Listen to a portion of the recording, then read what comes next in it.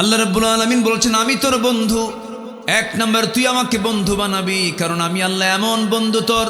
ওয়া নাহানু আকরাবু ইলাইহি মিন হাবলিল ওয়ারিদ। বান্দা আমি তোমার স্কন্দ শিরার চেয়ে নিকটে থেকে যাই। ওয়া ইয়ালামু খাইনাতাল আ'য়ুনি ওয়া মা তুখফিস সুদূর। এবং তিনি তেমন রব, তোমার চক্ষু কি খেয়ানত করে, এমনকি তোমার অন্তরে তুমি কি দানা বেঁধে বেড়ে কেউ না জানলো আমার আল্লাহর কুদরত সঙ্গে সঙ্গে তা জেনে যায়। সব জানেন কে? সব বুঝেন কে? সব দেখেন কে? এই চোখ দিয়েছেন, এই চোখের ভিতরে কত রং আমরা দেখি, চোখের পিছনে কত লক্ষ লক্ষ তার আছে। হঠাৎ করে ধুলাই মলিন জমিনে চলতে নিয়ে ধুলা ঢুকে গেছে, সঙ্গে সঙ্গে চোখের মধ্যে পানিটা অটোমেটিক কে বের করে দেন? পিছনে মেশিন সেট করে দিয়েছেন কে?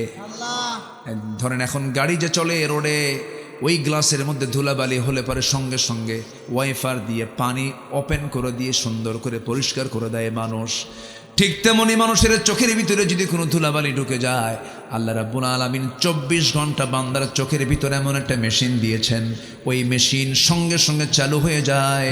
আল্লাহ রাব্বুল আলামিন তার সুন্দর কুদরতি সাহায্য দিয়া সুন্দর করে সেখান থেকে পানিগুলো বের করে আল্লাহ রাব্বুল আলামিন সেই ময়লাগুলো সব সাফ করে চোখটাকে রিফ্রেশ করে দেন। জোরে বলি সুবহানাল্লাহ। কার অবদান? আসতে বলবেন না, কার অবদান? আল্লাহর অবদান। আল্লাহ রাব্বুল আলামিন বলেন আলাম নাজআল লাহু আইনাইনি ওয়া লিসানান ওয়া শাফাতাইনি ওয়া হাদাইনাহুন নাজদাইন। আল্লাহ পাক আর এক জায়গায় বলছেন বান্দারে আমি তোকে কত সুন্দর করে টানা টানা দুইটা চক্ষু দিলাম, সুন্দর দুটি ঠোঁট দিলাম। আল্লাহ আর এক জায়গায় বলছেন ইয়া أيها الإنسان ما غرك بربك الكريم الذي خلقك فسواك فعدلك في أي صورة ما شاء ركبك। জোরে বলুন আল্লাহু আকবার। শুধু সৃষ্টি করেন নাই, ফাসাওয়াকা ফাআদালাক, লেভেল করেছেন, চোখটা সমান সমান করেছেন, হাতটা সমান সমান করেছেন, পাটা সমান সমান করেছেন। যদি দুইটা পা একটা পা যদি সামান্য একটু কম বেশি হয়ে যায়, মানুষ কি হাঁটবে কি সুন্দরভাবে? না, অসুন্দর হয়ে যাবে, অসুন্দর হয়ে যাবে। আল্লাহ পাক সবগুলোকে লেবেল করে দিয়েছেন। আল্লাহ বলছেন বান্দারে সব আমি দিলাম, তুই আমাকে ভুলিস কেমনে? বান্দা আমি তো তোকে ভুলি না, 24 ঘন্টা আমি তোকে স্মরণ করি। আমাকে খাওয়ান কে? অনেকে বলে হুজুর আপনি যে বলেন আল্লাহ আমাকে খাওয়ান, কেমনে খাওয়ান? ইরি ধান লাগাই আমি, আমন ধান লাগাই আমি, বড় ধান লাগাই আমি, আল্লাহ মানে কেমনে খাওয়ায়? এরকম আছে না? আছে না নাই? বলেন তো আছে না নাই? আমার বন্ধুগণ, ইরি ধান, আমন ধান, বড় ধান জমিতে লাগালাম, আমার মুখে নয় আমি চাল তুললাম, ভাত নিলাম, আমি নিজে খেলাম, কিন্তু মানুষ খাবার খায় দুই দিক থেকে, একটা হচ্ছে নাক দিয়ে আর একটা মুখ দিয়া। কোন খাবারটা বেশি জরুরি বলেন? মুখেরটা না নাকেরটা? মুখেরটা 3 দিন বন্ধ সমস্যা নাই, কিন্তু নাকেরটা 3 মিনিট বন্ধ। বলেন বলেন বলেন, জরুরি কোনটা বেশি? এই নাকেরটা। এই নাকের খাবারটা সরাসরি খাওয়ায় দিচ্ছেন তিনি আমারকে। যে বেকুব কয় আল্লাহ আমারে কেমন করে খাওয়ায়, তার নাক চেপে ধরবেন। কি চেপে ধরবেন? নাকটা চেপে ধরলেই সব অ্যান্সার পেয়ে যাবে সে। আল্লাহ কেমন করে সরাসরি খাওয়ান তিনি। সেই মহান রব্বুল আলামিন বলছেন বান্দা তুই আমাকে কেমন করে ভুলে যাস? আমাকে ভুলবি না রে বান্দা, আমাকে তুই স্মরণ করবি, আমার দিকে 1 হাত আগাবি, আমি তোর দিকে 10 হাত আগায়া যাব। তুই আমার দিকে হেঁটে হেঁটে আসবি, আমি তোর দিকে দৌড়ায়া যাব। তুই আমার কাছে মাফ চাবি, আমি অস্থির হয়ে যাব। যখন কোনো বান্দা শেষ রাতে তাহাজ্জুদের সময় যখন বান্দা উঠে দাঁড়ায়, আল্লাহ প্রথম আকাশে এসে বলেন বান্দারে তুই আমার কাছে কি চাস? প্রাণ খুলেছে, আমি তার সব কিছু মাফ করে দেব। আমি থাকি দুনিয়াতে, আমি দুনিয়ার আকাশ দেখতে পাই, আমার আল্লাহ থেকে আরশে আজিমের 7 আকাশের উপরে। আল্লাহ আমাকে মাফ করার জন্য 7 আকাশ থেকে 1 আকাশে আসেন। আল্লাহু আকবার বলেন। আল্লাহ বেশি আসেন, এসে বলেন আলা আলামিন। আল্লাহ রাব্বুল আলামিন বলেন কোন বান্দা চালা আমি মুস্তাগফিরিন ফাগফির লাহ, কোন ক্ষমা প্রার্থী আছে আমার কাছে ক্ষমা চাবে, আমি তাকে ক্ষমা করে দেব। এমন করে তিনি ডাকতে থাকেন প্রথম আকাশে এসে। আমার বন্ধুগণ, আল্লাহ পাক বেশি এসে আমার কাছে অপেক্ষায় থাকেন আমি কখন তার কাছ থেকে মাফ চাবো।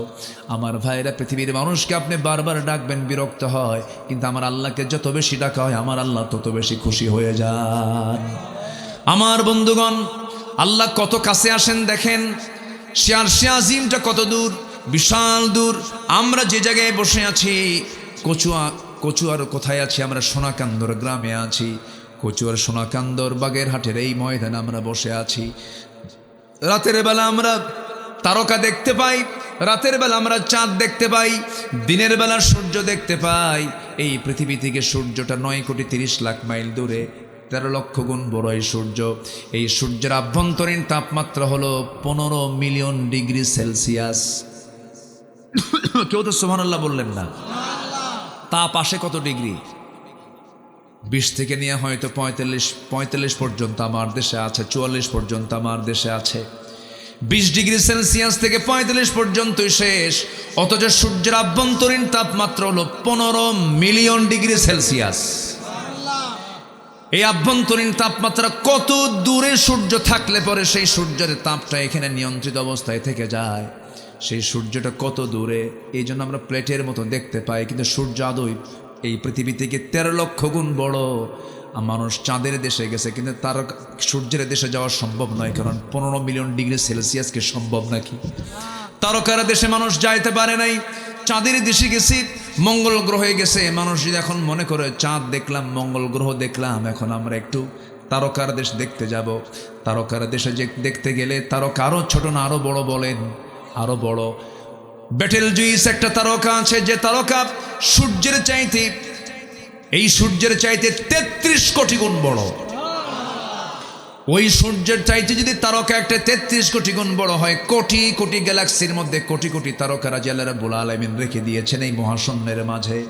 মানুষ যদি কোনো তারকার দেশে যেতে চায়, সবচেয়ে নিকটবর্তী তারকা হলো প্রক্সিমা সেন্ট্রাই, যা পৃথিবী থেকে সবচাইতে কাছে। এই তারকার দেশেও যদি কেউ যেতে চায়, পৃথিবীর কোনো যানবাহন দিয়ে সম্ভব হবে না, বিমান দিয়ে নয়, কপ্টার দিয়ে নয়। যদি চেষ্টা করতে চায়, নভোযান দিয়ে চেষ্টা করতে পারে। নভোযান একটা লেটেস্ট আছে, সেই লেটেস্ট নভোযানের নাম হলো অ্যাপোলো 11। অ্যাপোলো 11-এর গতি হলো পার আওয়ার, প্রত্যেকটা ঘন্টা 39,000 কিলোমিটার বেগে। 39,000 কিলোমিটার যদি পার আওয়ার যদি রওনা দিয়ে দেয়, এই পৃথিবী নামক এই জায়গা থেকে ওই তারকার দেশ প্রক্সিমা সেন্ট্রায় যেতে তার সময় লেগে যাবে 1,15,000 বছর মাত্র। যাবেন কারা কারা? হাত তোলেন। ওই যে পিছন থেকে হাত তুলছে 2 জন। বাঁচবেন কয়দিন, যাবেন কখন? সম্ভবই না, চিন্তাই করতে পারবেন না। তাহলে আমি কিন্তু আকাশের দিকে যাই নাই, সামান্য এই মহাশূন্যের মাঝে সবচেয়ে নিকটবর্তী একটা তারকার ডিস্টেন্সের কথা বললাম। আর আমার আল্লাহ বলছেন, বান্দারে, তোকে মাফ করার জন্য আমি 7 আকাশ থেকে প্রথম আকাশে তোকে মাফ করার জন্য চলে আসি। জোরে বলি সুবহানাল্লাহ, আরো জোরে বলি সুবহানাল্লাহ। পৃথিবীর মানুষ আপনাকে ভুলে যায়, আপনি মরে যাবেন, আপনাকে ভুলে যাবে, কয়েকদিন আপনাকে স্মরণ করবে, আপনার বউটা অন্যত্র বিয়ে বসবে, আপনার ছেলের সম্পত্তি নিয়ে মারামারি করবে, কিন্তু যিনি আমাকে কখনো ঠকাবেন না তিনি আমার কে? আমাকে যিনি কোনো প্রকার কমতি করবেন না তিনি আমার কে? আল্লাহ আমাকে কখনো ঠকাবেন না। এই জন্য আমরা আল্লাহকে সবার আগে সময় দেব, কোরআনটাকে বেশি করে পড়বো। আমার বন্ধুগণ, তাফসীর মাহফিলে আসছি আমরা, সবচেয়ে বড় বিষয় হলো একটা বিষয় মাথায় রাখবেন, কোরআনের সঙ্গে সম্পর্ক যার যত বেশি, আল্লাহর সঙ্গে সম্পর্ক তার তত বেশি। এই কিতাবকে আমরা সময় দেব কম না বেশি? সময় দেব কম না বেশি? এই কোরআন জিরোকে হিরো বানায় দেয়, আবার হিরোকে জিরো বানায় দেয়। ওমর ছিলেন জিরো, হয়ে গেছেন হিরো, আর ওইদিকে আবু জেহেল ছিল হিরো, হয়ে গেছে জিরো। আমার দেশেও যারা আবু জেহেলের চরিত্র নিয়েছিল, তারা একসময় যদি হিরো মনে করেছে, আল্লাহ তাদেরকে জিরো বানায় দিয়েছেন। কি বানায় দিয়েছেন? জিরো। কোরআনের সঙ্গে অবমাননা করো, মাঝে মাঝে ফাল মারে, কি মারে? লাভ হবে না। এই সবুজ ভূখণ্ডে ইসলামের রক্তিম সূর্য উদিত হবে। জোরে বলে ইনশাআল্লাহ, জোরে বলে ইনশাআল্লাহ। অনেক কিছু করেছে তারা, অনেক কিছু। মাহফিলে বলা হতো নাশকতা, বলতো না নাশকতা মাহফিল হবে না, নাশকতার আশঙ্কা আছে, যে কোনো মুহূর্তে একটা কিছু হয়ে যেতে পারে। কিছু হয়, কিছু হচ্ছে, কোনো সমস্যা আছে? যাই হোক, কোরআনকে যারা অচল করতে চাবে তারাই অচল হয়ে যাবে, এটাই বাস্তবতা। তো আবু জেহেলরাও চেষ্টা করেছিল, কিন্তু ব্যর্থ চেষ্টা। আবু জেহেলরা বলেছিল, وقال الذين كفروا لا تسمعوا لهذا القرآن والغوا فيه لعلكم تغلبون। الله أكبر। কাফেররা চেয়েছিল তোমরা কোরআন শুনতে যেও না, কোরআন শোনা থেকে তোমরা দূরে থাকো, তোমরা বিজয়ী হয়ে যাবে। কিন্তু আমার আল্লাহর কথা হলো, ওয়াইদা তুলিয়াত আলাইহিম আয়াতুহু যাদাতুহুম ঈমানান ওয়া আলা রাব্বিহিম ইয়াতাওয়াক্কালুন। জোরে বলুন আল্লাহু আকবার। আমার বন্ধুগণ, আল্লাহর বক্তব্য হলো, না না, কোরআন যারা শুনবে, কোরআন শুনলে তার ঈমান যদি একটু দুর্বল থেকে থাকে, কোরআন শোনার সঙ্গে সঙ্গে তার ঈমানটা শতগুণে বৃদ্ধি পেয়ে যাবে। জোরে বলি সুবহানাল্লাহ। ঈমান বৃদ্ধি পায় কোরআন শুনলে পরে। কার কথা? আসতে বলবেন না, কার কথা? আল্লাহর কথা। এই জন্য আমরা কোরআন শুনবো, বেশি বেশি গান শুনবো। গান শুনবেন, এটা আবার কেমন কথা হলো? একটুও তো শোনা যাবে না, গানের কাছেই যাওয়া যাবে না। আমার দেশে ইদানিং আবার কিছু খুব সুশীল সমাজের কিছু দাবিদার বের হয়েছে। তারা বলে হাজার বছরের বাঙালিদের ঐতিহ্য কি, ওই যে কি বলে, কি গান যেন, পালা গান, যাত্রাপালা, আর কি কি আছে জানো, জারি গান, বাউল গান, এগুলোকে লালন না করলে ঈমান টিকবে না। এরকম কিছু আমাদের সুশীল সমাজের কিছু দাবিদাররা তারা বলছে, ওয়াজ মাহফিল কোনো আমার দেশের পুরাতন সংস্কৃতি নয়, আমার দেশের প্রাচীন সংস্কৃতি হলো এই সমস্ত পালা গান, জারি গান, এই সমস্ত গানের প্রচলন আবারও বাড়ানো দরকার। এরকম করে অনেকে অনেক কথা বলছে। মানে ওদের কাছে মাহফিল হচ্ছে জ্বালার কারণ। তাদের জনসভায় লোক খুঁজে পায় না। তারা একটা ডাক দিলে পরে সেই জনসভায় লোক পাচ্ছে না তারা। এটা তাদের একটা হিংসার কারণ হয়ে গেছে। এই দেশে কোরআন শোনার একটি, মানে কি বলবো, এই দেশে যত জনসভা হয় সবচেয়ে বেশি মাহফিল এখন লক্ষ্য করা যাচ্ছে তাফসীর মাহফিলগুলোতে। বলি আলহামদুলিল্লাহ। তারা এটাকে বিপদ মনে করছেন না। জাতি তৈরিতে কোরআন শিক্ষার কোনো বিকল্প নাই, জাতি গঠনে কোরআন শিক্ষার কোনো বিকল্প নাই। আসুন আমরা সোজা আলোচনার দিকে আস্তে আস্তে চলে যাচ্ছি। আমি যেখান থেকে কথা বলতে চাচ্ছি সেটা হলো, আমরা মূলত বন্ধু বানাই কাকে, আর আসলে বন্ধু আমার মূলত কে? আচ্ছা, আমি কাকে ভালোবাসি আর আমার আল্লাহ কাকে ভালোবাসেন? আমার আল্লাহ কাকে ভালোবাসেন না আর আমি কাকে ভালোবাসি? এই সমস্ত বিষয় নিয়ে আমি কিছু কথা আজকে বলতে চাচ্ছি। আমাকে সময় দেবেন তো নাকি? সবাই সময় দিতে রাজি আছেন তো? জোরে বলি ইনশা আল্লাহ, আরো জোরে বলি ইনশা আল্লাহ। সম্মানিত ভাইয়েরা, এই পৃথিবীতে যেই মায়া, যে মমতা, যে মোহাব্বতকে আমরা লালন করি, এটা কিন্তু ক্ষণিকের জন্য। যে কোনো মুহূর্তে এগুলো শেষ হয়ে যাবে। আসল মোহাব্বত, ভালোবাসা টিকে থাকবে।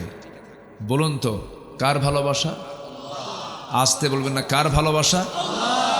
যখন আমরা দুনিয়াতে কেউ আসি নাই, তখন আমরা কার কাছে ছিলাম? বলুন, কার কাছে ছিলাম? আল্লাহর কাছে ছিলাম। আল্লাহ আমাকে দরদ দিয়ে মোহাব্বত করে আল্লাহ আমাকে এই দুনিয়াতে পাঠিয়েছেন একটা লক্ষ্যে। এরপর নির্দিষ্ট সময় চলে যাবে, ফুরে যাবে। এরপর আবার আমরা সেই মহান রব্বে করিমের মুখোমুখি হয়ে যাব। তার সামনে আমরা আবার হাজির হব আমাদের আমলনামাগুলো নিয়ে। আমাদের জীবনের সকল আমলনামার বিচার একদিন আছে না নাই? আসতে বলবেন না, আছে না নাই? আমি গোটা কোরআন পড়ে যতগুলো আয়াত আমি বোঝার চেষ্টা করেছি, আমার দুটো আয়াত আমাকে খুব চরম টেনশনে ফেলে দেয় সর্বক্ষণের জন্য। যে দুইটা আয়াত আমাদের সবার জানা আছে, যারা পারেন ঠোঁট মিলে বলুন, ফামান ইয়া'মাল মিসকালা যাররাতিন খায়রান ইয়ারাহু ওয়া মান ইয়া'মাল মিসকালা যাররাতিন শাররান ইয়ারাহু। যাররা পরিমাণ, বিন্দু পরিমাণ, চুল পরিমাণ যে বান্দা ভালো কাজ করবে তাও সেদিন সে দেখতে পাবে, আবার যাররা পরিমাণ মন্দ কাজ করবে তাও সেদিন সে দেখতে পাবে। কত ভয়ঙ্কর আয়াত এটা! হয়তো আমার চোখেই পড়ে নাই, কিন্তু এই জিনিসটা আল্লাহ রাব্বুল আলামিন বান্দার সামনে হাজির করে ফেলবেন। বান্দারে, তুই এই কাজটা করেছিস, আমার হয়তো মনেই নাই। কোনো কিছুই বাদ পড়বে না। আল্লাহ সেদিন বলবেন, ইকরা কিতাবাকা কাফা বিনাফসিকাল ইয়াওমা আলাইকা হাসিবা। জোরে বলুন আল্লাহু আকবার। বান্দা, তুমি তোমার আমলনামা পাঠ করো। আজকের বিচারের জন্য কাউকে লাগবে না, বিচার করার জন্য তুমি বান্দা নিজেই যথেষ্ট। এই জন্য আমার বন্ধুগণ, যেহেতু মুখোমুখি হব আল্লাহর সামনে, আমরা আল্লাহর সামনে হাজির হতে চাই লজ্জা নিয়া না সম্মান নিয়া? কি নিয়া? কি নিয়া? সম্মান নিয়া। এটা কোন উপজেলা? এটা কচুয়া, বাগেরহাট জেলার কচুয়া একটা উপজেলা। আরেকটা আছে চাঁদপুরে, চাঁদপুর জেলার একটা কচুয়া উপজেলা আছে। আমার মাঝে মাঝে একটু প্যাঁচ লাগে। সম্মানিত ভাইয়েরা, খুবই সুন্দর আয়োজন আপনারা করেছেন। আমি খুবই আনন্দিত, খুবই আনন্দ ফিল করছি। আমি একটি আদর্শ মডেল মাহফিলের যে স্ট্রাকচার, সব উপস্থিত এই মাহফিলে। বলি আলহামদুলিল্লাহ। 18 বছর প্যারেড ময়দানের মাহফিল বন্ধ ছিল চট্টগ্রামের, যেটা গোটা দেশের সবচাইতে বৃহৎ এবং বড় মাহফিল।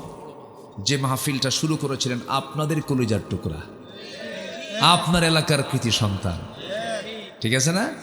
এই তো পাশেই বাড়ি, শহীদ আল্লামা দেলাওয়ার হোসেন সঈদ রাহিমাহুল্লাহ।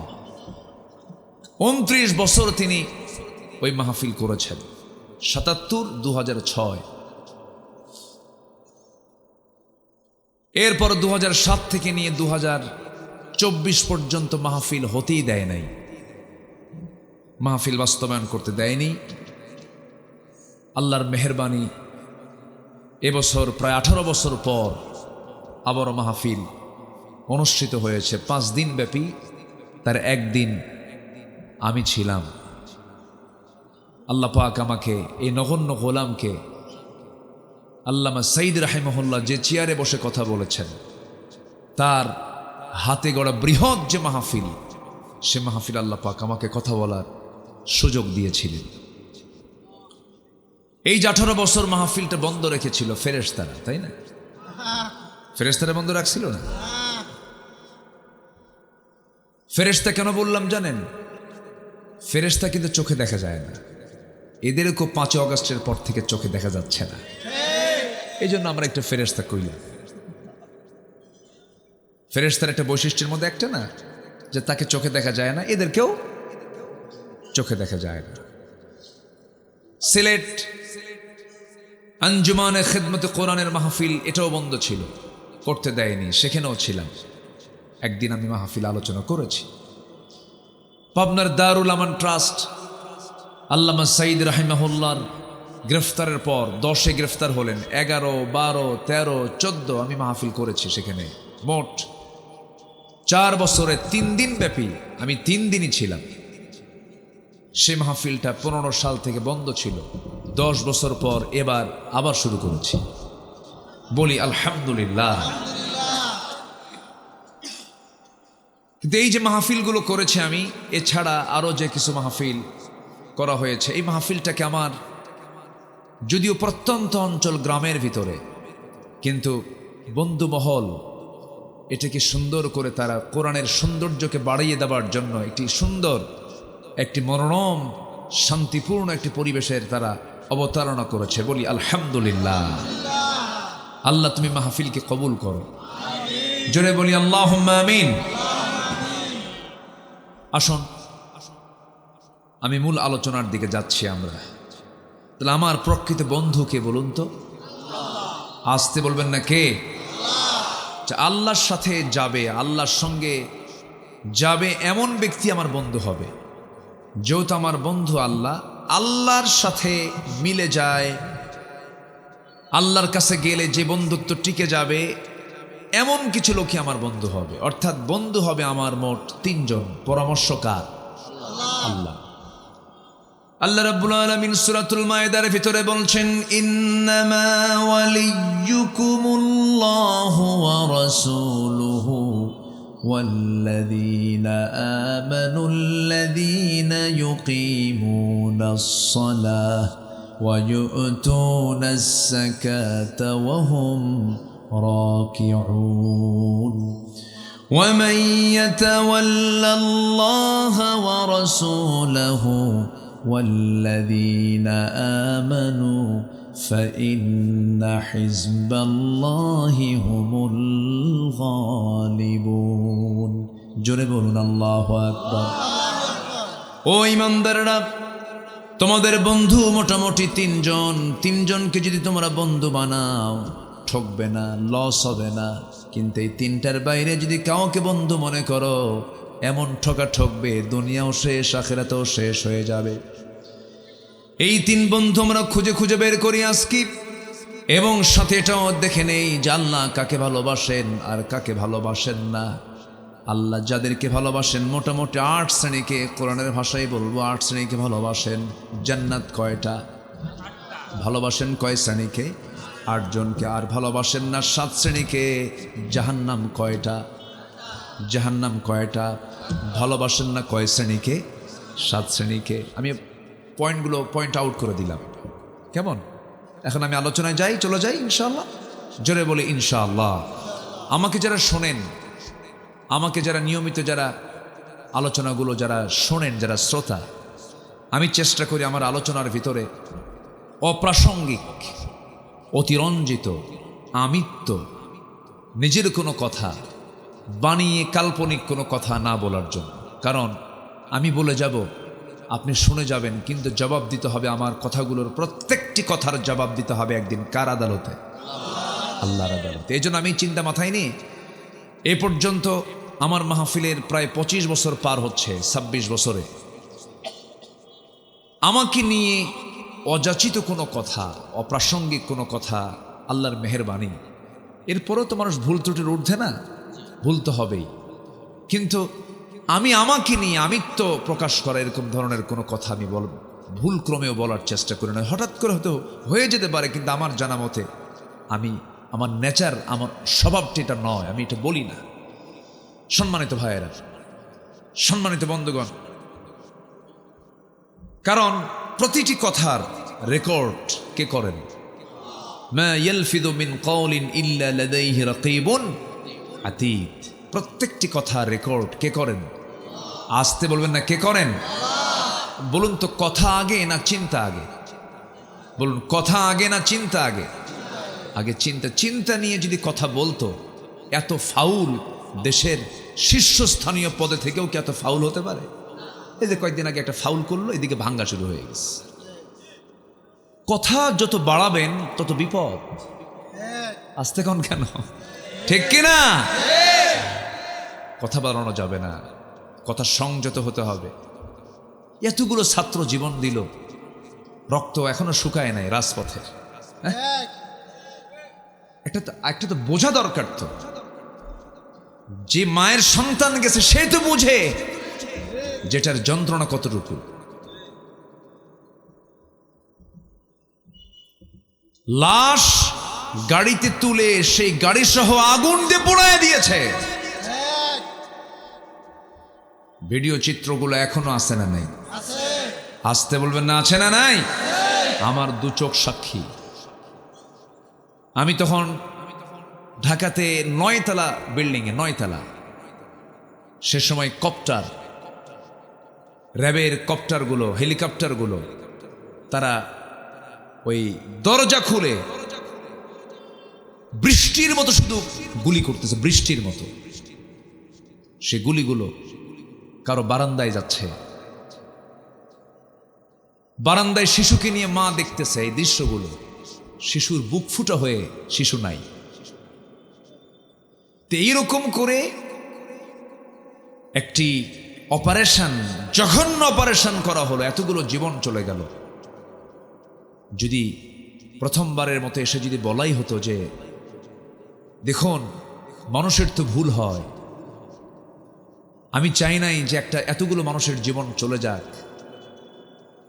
যেহেতু আমি এটা চাই নাই কিন্তু হয়ে গেছে, আমার নেতৃত্বের ব্যর্থতা, আমি জাতির কাছে ক্ষমা সুন্দর দৃষ্টি কামনা করছি। যে ক্ষমা চায় তার সম্মান কমে না বাড়ে। আজ পর্যন্ত এই দেশের ক্ষমতায় যারা এসেছেন, কোন ক্ষমতায় আসা শাসক গোষ্ঠীরা কোনোদিন কি একটা ভুলের জন্য মাপ চাইছে? তাহলে সব এরা মানুষ না ফেরেশতা? বলেন, তাহলে এরা কি মানুষ আছে না ফেরেশতা হয়ে গেছে? আমরা এই ফেরেশতাগুলো আর দেখতে চাই না। আসতে বলবেন না, জোরে বলেন ঠিক কিনা? আমরা এই ফেরেশতাগুলো আর দেখতে চাই না। যাদের ভুলই নাই, তোরা ফেরেশতা, তোরা থাক, আমাদের ভুল আছে, ভুলগুলোই আসি আমরা। কি আমার কথা কি বুঝতেছেন আপনারা? রাগ করতেছেন নাকি? ওদের তো কোনো ভুল নাই। 16 বছর, কেউ 25 বছর, কেউ 9 বছর ক্ষমতার মসনদে বসে থাকলেন, দেশ চালালেন 53 বছর। কোন শাসক জনগণের কাছে বলে নাই যে আমার এই জিনিসটা ভুল হয়েছে, আমারে মাফ করে দেন। একটাও বলে নাই, মানে একটাও। মানুষ না, সব ফেরেশতা।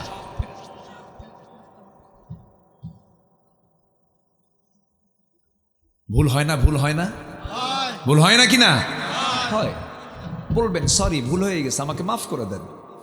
যাতে বুঝবে না অনুতপ্ত, অনুশোচনা করছে, ভুল হয়ে গেছে, যা ও যেহেতু মাফ চাচ্ছে, ক্ষমা চাচ্ছে, আমরা ক্ষমা করে দিলাম। ইন্নাকা আফুউন তুহিব্বুল আফওয়া ফাফু আন্না। কিন্তু ভুল নাই যে, মানে কি? ভুল নাই মানে কি? না, আরেকটা উল্টা আছে। শয়তান কি কখনো স্বীকার করে? শয়তান স্বীকার করে। উসজুদু লিআদম ফাসাজাদু ইল্লা খালাকতানি মিন নার ওয়া খালাকতাহু মিন তিন। যুক্তি দেখে আল্লাহর, আল্লাহ আমার ঠেকা পড়ছে, আমি ছোট হব? তুমি আমার আগুন দিয়ে বানাইছো, রে মাটি দিয়ে বানাইছো, অসম্ভব ব্যাপার। কি তাহলে যুক্তি এবং অহংকার কার? তাহলে এই যে যুক্তিগুলো দিয়ে কথা বলে রাজনীতিবিদরা, এই যুক্তিগুলো কার থেকে পায়? যেরকম কার থেকে পায়? আর মাঝে মাঝে কয় রাজাকারের নাতিপুতিরা চাকরি পাবে। এটা কি বিনয় না অহংকার? তাহলে এগুলো সব কার শাগরিদ? বলেন কার শাগরিদ? বিনয়ী হন, বিনয়ী হন, অহংকার মুক্ত হন, ক্ষমা চাইতে শিখেন, ক্ষমা করতে শিখেন। পৃথিবীও সম্মান দেবে, আল্লাহও সম্মান দিবেন। এত জিদ, ওরে বাপরে বাপ, প্রচন্ড জিদ এদেশের রাজনীতিবিদদের। এগুলো কথা কি বলার দরকার আছে কিনা বলেন? আমি কোনো দলীয় এজেন্ডা নিয়ে আসি নাই, কিন্তু আমাদের এদেশের নাগরিক হিসেবে আমাদের অবশ্যই অধিকার আছে না নাই? এটা নাগরিক অধিকার, আমাদের কথা বলতে হবে। কথা বলবো আমরা, যত বেশি বাধা দিবেন তত বেশি বলবো। আরো রাগ করতেছেন নাকি আপনারা? তাহলে বন্ধু আমাদের নির্বাচন করতে কি ভুল করা যাবে? আমাদের এক নম্বর বন্ধুকে আল্লাহ। আল্লাহকে, আল্লাহর পরিচয় আছে না? যারা পারেন ঠোঁট মিলিয়ে বলুন, সবচাইতে শ্রেষ্ঠ পরিচয়ের আয়াত এটা। 9টি বাক্য নিয়ে একটা আয়াত। যারা পারেন ঠোঁট মিলিয়ে বলুন, আল্লাহু লা ইলাহা ইল্লা হুয়াল হাইয়ুল কাইয়্যুম লা তা'খুযুহু সিনাতুন ওয়ালা নাওম লাহু মা ফিস সামাওয়াতি ওয়া মা ফিল আরদ من ذا الذي يشفع عنده إلا بإذنه يعلم ما بين أيديهم وما خلفهم ولا يحيطون بشيء من علمه إلا بما شاء وسع كرسيه السماوات والأرض ولا يؤوده حفظهما وهو العلي العظيم কোন আয়াত বলুন? আয়াতুল কুরসিয়ন মানে কি? কুরসিয়ন মানে কি? চেয়ার। এই চেয়ার মানে সিংহাসন। মানে কার সিংহাসন? এখন আমার দেশে এখন মারামারি শুরু হয়েছে কি নিয়ে বলেন, তাই না? তো আমরা যে আয়াতটা পড়লাম, এই আয়াতটা কিসের আয়াত? চেয়ারের আয়াত। চেয়ারটা কার আর মারামারি করে কারা? এই কথা চিন্তা করলেই তো মারামারি থাকতো না। এই কথা চিন্তা করলে তো কোনো অহংকার আসতো না, এই লাশগুলো পড়তো না।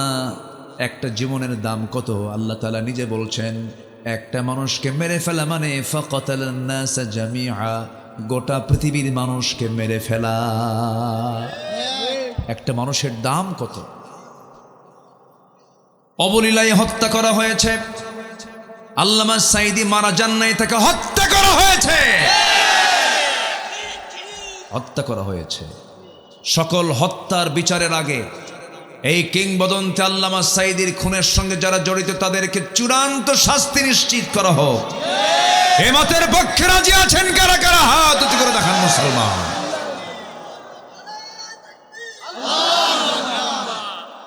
আল্লাহ কবুল করুন, আল্লাহ কবুল করুন।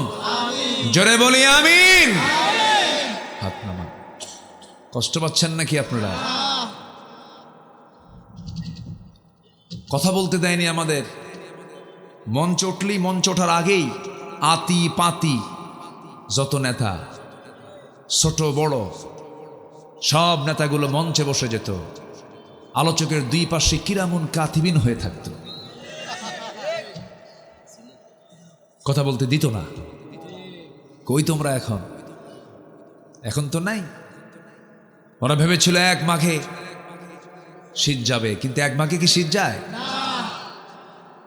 কারো পৌষ মাস, কারো সর্বনাশ। এখন আমাদের পৌষ মাস আসছে, ঠিক কিনা? আমরা পালাই না, আমরা পালাইনি তো কোনোদিন। আমরা পালাইছি, জেল খাটছি। এই যে 16 বছর মাঝে মাঝে আসা যাওয়া হতো শুধু জেলখানায়, আনাকো জানাকো, আসতাম যেতাম। চাকরি ছিল একটা, আসা যাওয়ার মধ্য দিয়ে টিকত। 18 সালে আমাকে গ্রেফতার করলো 250 পুলিশ নিয়ে। বড় সন্ত্রাসী তো, যে দৌড় মারি একদিকে ধরে নিয়ে থানায় চলে গেল। ওসি সাহেবের সামনে বসায় রাখলো। ওসি সাহেব আমার দিকে তাকাই না, লজ্জায়। কি বলি, হুজুরকে ধরে আনছি। কিছুক্ষণ পর দেখি চোখ লাল, চোখে পানি। মানুষ তো, তাই না? কোনো দোষ নাই। তো বললাম, ভাই আপনার চোখ লাল কেন, কাঁদেন কেন? বলতেছে, হুজুর আমি সত্যি সরি, আমি আপনার খুব ভক্ত। ধরছেন কেন? হুজুর কি করব, চাপ, চাকরি বাঁচানো ফরজ। আমি বললাম, ইমান বাঁচান তো নফল। আমারে আরো কিছু মামলা টামলা দিয়া পাসপোর্টটা ভারী করলো ভিসা দিয়া, বুঝেন নাই? ভিসা দিয়ে, ভিসা বেশি হলে পাসপোর্ট কি হয়? ভারী হয়। ভারী টারি কইরা বললো, হুজুর যান। কোর্টে হাজিরা, কোর্টে নিয়ে গেল, চালান দিল। জজ সাহেব একবার তাকালো আমার দিক, তাকায় কি করেছে না তো, কিন্তু উপায় তো নাই। এমন এমন আইন, ওই আইনে জামিনই হবে না। রাষ্ট্রদ্রোহী, কি রাষ্ট্রদ্রোহী। জেলখানায় দিয়ে দিল, ঢুকলাম। ঢুকেই দেখি এক মুরব্বী, হাত পার চামড়াগুলো কুচকে গেছে, দাঁত একটাও নেই। আমার দেখে এত খুশি, সালাম দিয়ে বলে, হুজুর আপনি জেলখানায় ঢুকছেন? খুব খুশি হলাম। তো বললাম, জেলখানায় ঢুকলে কেউ খুশি হয়? কারণটা কি? বলতেছে, হুজুর ওয়াজ শুনতে যাই, বহু দূর থেকে ওয়াজ শুনি, কিন্তু এত শখ হয় একটু মুসাফা করব, গল্প করব, এই চান্স মিলল না। আল্লাহ আমার এত সুন্দর চান্সটা দিছে হুজুর, আমি দোয়া করি আপনি জেলখানায় থাকেন। তো আমি বললাম, চাচা ঠিক আছে, ভালো কথা, তা আপনি এই বুড়া বয়সে নাতিপুতি থুইয়া শীতের মধ্যে জেলখানায় কেন? তো বলে যে, বাবাজি বোমা হামলা, বোমা হামলা। তো বললাম, বোমা হামলা মানে? কে মামলা দিছে আমার নামে বোমাবাজির, আমি নাকি বুড়া হাতে বোমা মেরে এলাকা উড়াইয়া দিছি। বলেন তো, বৃদ্ধ, ওই 80 বছরের বৃদ্ধের হাতে বোমা দিলে পরে ওই বোমা কি জায়গায় পড়বে না, তার মাথায় পড়বে? এগুলো করেছে ওরা। অনেক কথা আছে, আজকে আমি প্রাণ খুলে কথা বলবো।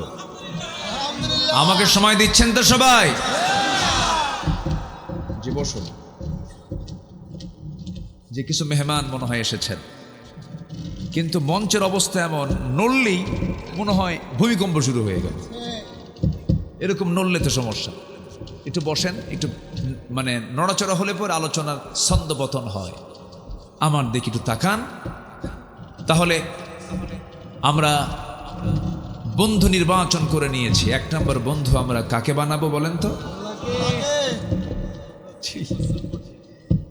ফদ্দাল ফদ্দাল বসেন। আলহামদুলিল্লাহ, অনেক মেহমান আসছেন। আল্লাহ তুমি সবার অংশগ্রহণকে তুমি আল্লাহ কবুল করো, জোরে বলেন আমিন। বসো, আমার দিকে তাকান। এবং যারা ভলেন্টিয়ারের কাজ করছেন তারা হ্যান্ড মাইক ইউজ করবেন না। যারা ভলেন্টিয়ারের কাজ করছেন তারা হ্যান্ড মাইক ইউজ করবেন না, ব্যবহার করবেন না। হ্যান্ড মাইক বাদ, এটা আলোচনার পরিবেশকে নষ্ট করে দিচ্ছে। আমার দিকে তাকান।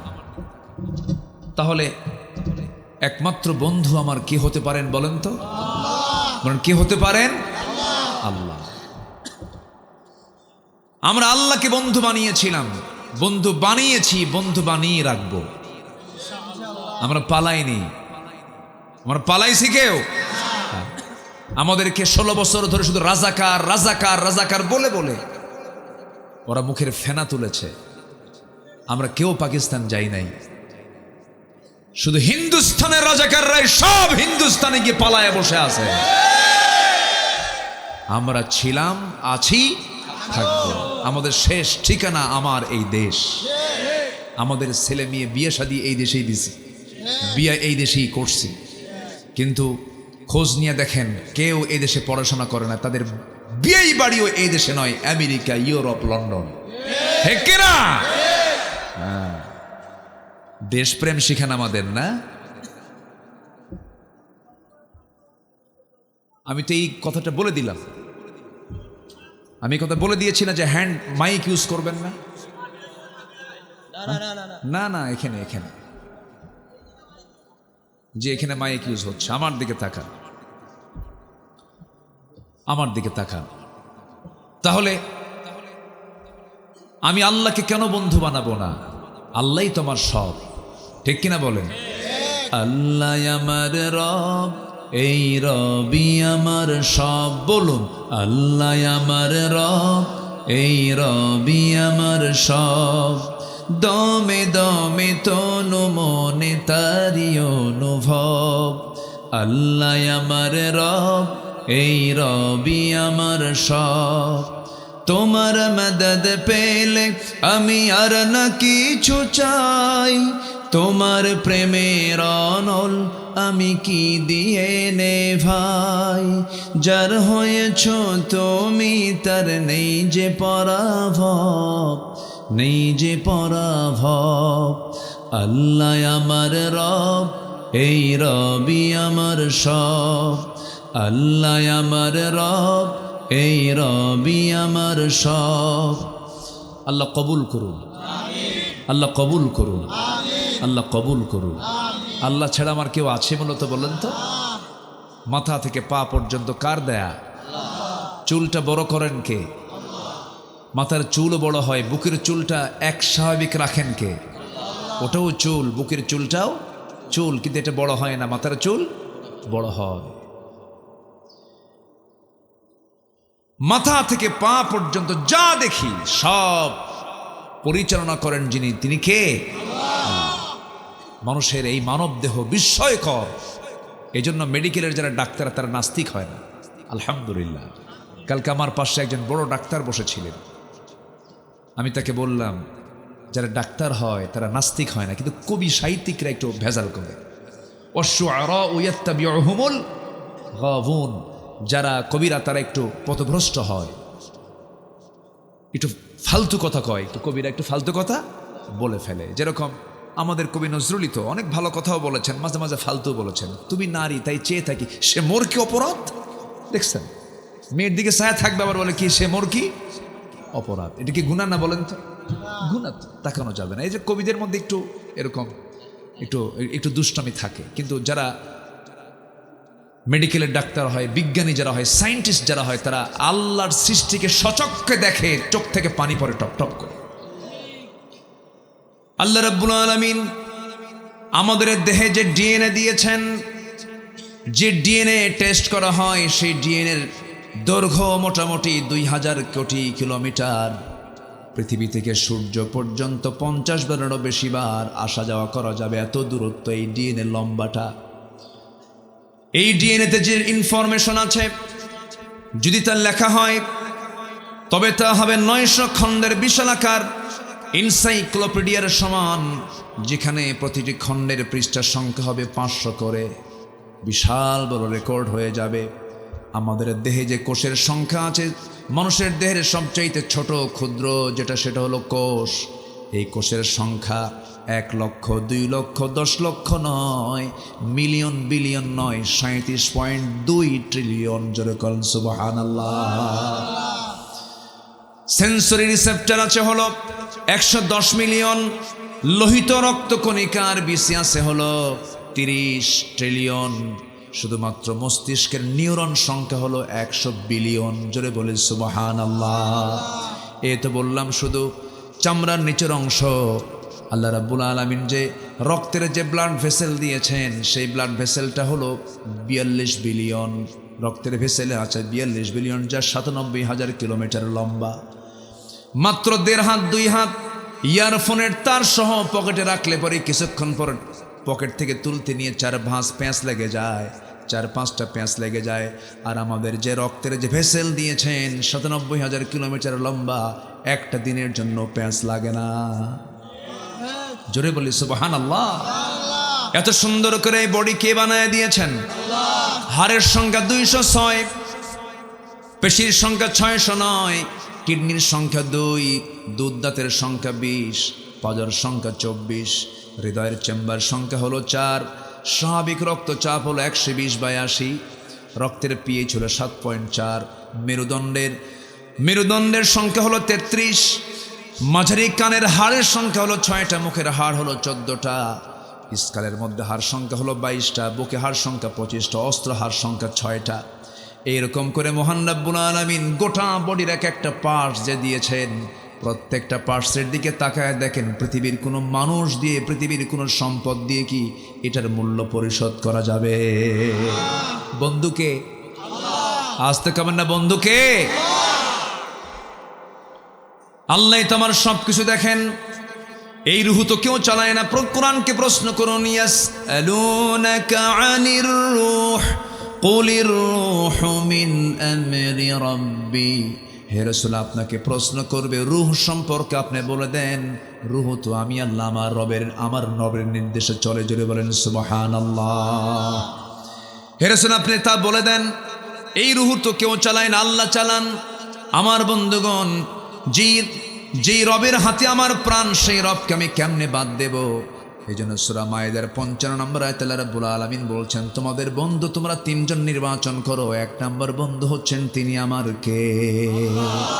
আল্লাহকে বন্ধু বানো। আল্লাহ ভালোবাসেন কয়জনকে বলেন? ভালোবাসেন না কয়জনকে? 7 জনকে। একটাও কি বলছি? 8 সাথে 15টা পয়েন্ট সামনে পড়ে আছে। এরপরে এইদিকে বন্ধু 3 জন পড়ে আছে। নুরু, ওয়াজ কি শেষ না শুরু? খুব সুন্দর মানুষ আপনারা, বলি আলহামদুলিল্লাহ। একটু কান লাগাবেন। আল্লাহ রাব্বুল আলামিন বলছেন, আমি তোর বন্ধু। 1 নাম্বার, তুই আমাকে বন্ধু বানাবি, কারণ আমি আল্লাহ এমন বন্ধু তোর। ওয়ানাহানু আকরাবু ইলাইহি মিন হাবলিল ওয়ারিদ। বান্দা, আমি তোমার স্কন্দ শিরার চেয়ে নিকটে থেকে যাই। ওয়া ইয়ালামু খাইনাতাল আ'য়ুনি ওয়া মা তুখফিস সুদূর। এবং তিনি তেমন রব, তোমার চক্ষু কি খেয়ানত করে, এমনকি তোমার অন্তরে তুমি কি দানা বেঁধে কেউ না জানলো, আমার আল্লাহর কুদরত সঙ্গে সঙ্গে তা জেনে যায়। সব জানেন কে? সব বুঝেন কে? সব দেখেন কে? এই চোখ দিয়েছেন, এই চোখের ভিতরে কত রং আমরা দেখি, চোখের পিছনে কত লক্ষ লক্ষ তার আছে। হঠাৎ করে ধুলাই মলিন জমিনে চলতে নিয়ে ধুলা ঢুকে গেছে, সঙ্গে সঙ্গে চোখের মধ্যে পানিটা অটোমেটিক কে বের করে দেন? পিছনে মেশিন সেট করে দিয়েছেন কে? ধরেন এখন গাড়ি যে চলে রোডে, ওই গ্লাসের মধ্যে ধুলাবালি হলে পরে সঙ্গে সঙ্গে ওয়াইফার দিয়ে পানি ওপেন করে দিয়ে সুন্দর করে পরিষ্কার করে দেয় মানুষ। ঠিক তেমনি মানুষের চোখের ভিতরে যদি কোনো ধুলাবালি ঢুকে যায়, আল্লাহ রাব্বুল আলামিন 24 ঘন্টা বান্দার চোখের ভিতরে এমন একটা মেশিন দিয়েছেন, ওই মেশিন সঙ্গে সঙ্গে চালু হয়ে যায়। আল্লাহ রাব্বুল আলামিন তার সুন্দর কুদরতি সাহায্য দিয়া সুন্দর করে সেখান থেকে পানিগুলো বের করে আল্লাহ রাব্বুল আলামিন সেই ময়লাগুলো সব সাফ করে চোখটাকে রিফ্রেশ করে দেন। জোরে বলি সুবহানাল্লাহ। কার অবদান? আসতে বলবেন না, কার অবদান? আল্লাহর অবদান। আল্লাহ রাব্বুল আলামিন বলেন, আলাম নাজআল লাহু আইনাইনি ওয়া লিসানাহু ওয়া শাফাতাইনি ওয়া হাদাইনাহুন নাজদাইন। আল্লাহ পাক আর এক জায়গায় বলছেন, বান্দারে আমি তোকে কত সুন্দর করে টানা টানা 2টা চক্ষু দিলাম, সুন্দর 2টি ঠোঁট দিলাম।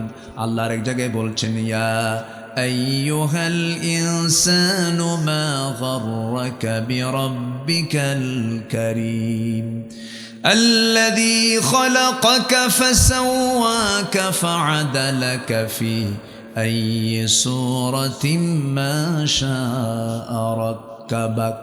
জোরে বলুন আল্লাহু আকবার।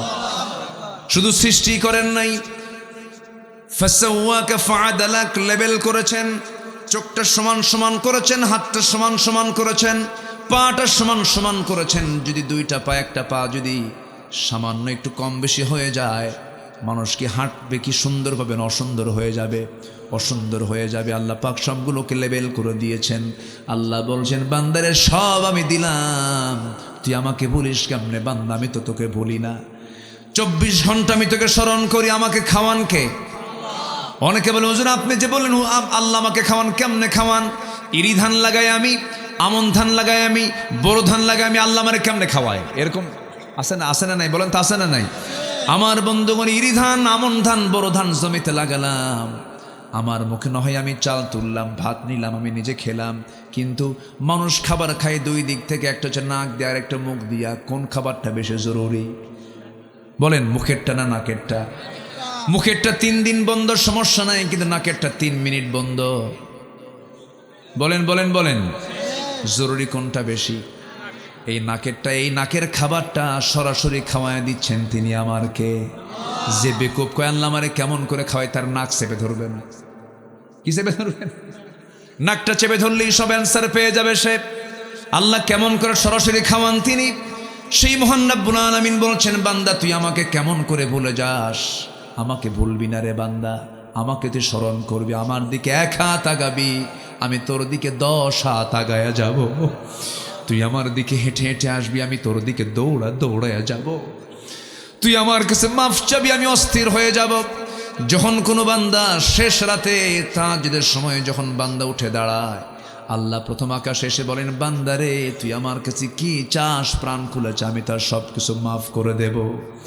আমি থাকি দুনিয়াতে, আমি দুনিয়ার আকাশ দেখতে পাই, আমার আল্লাহ থেকে আরশে আজিমের 7 আকাশের উপরে আল্লাহ আমাকে মাফ করার জন্য 7 আকাশ থেকে 1 আকাশে আসেন। আল্লাহু আকবার বলেন।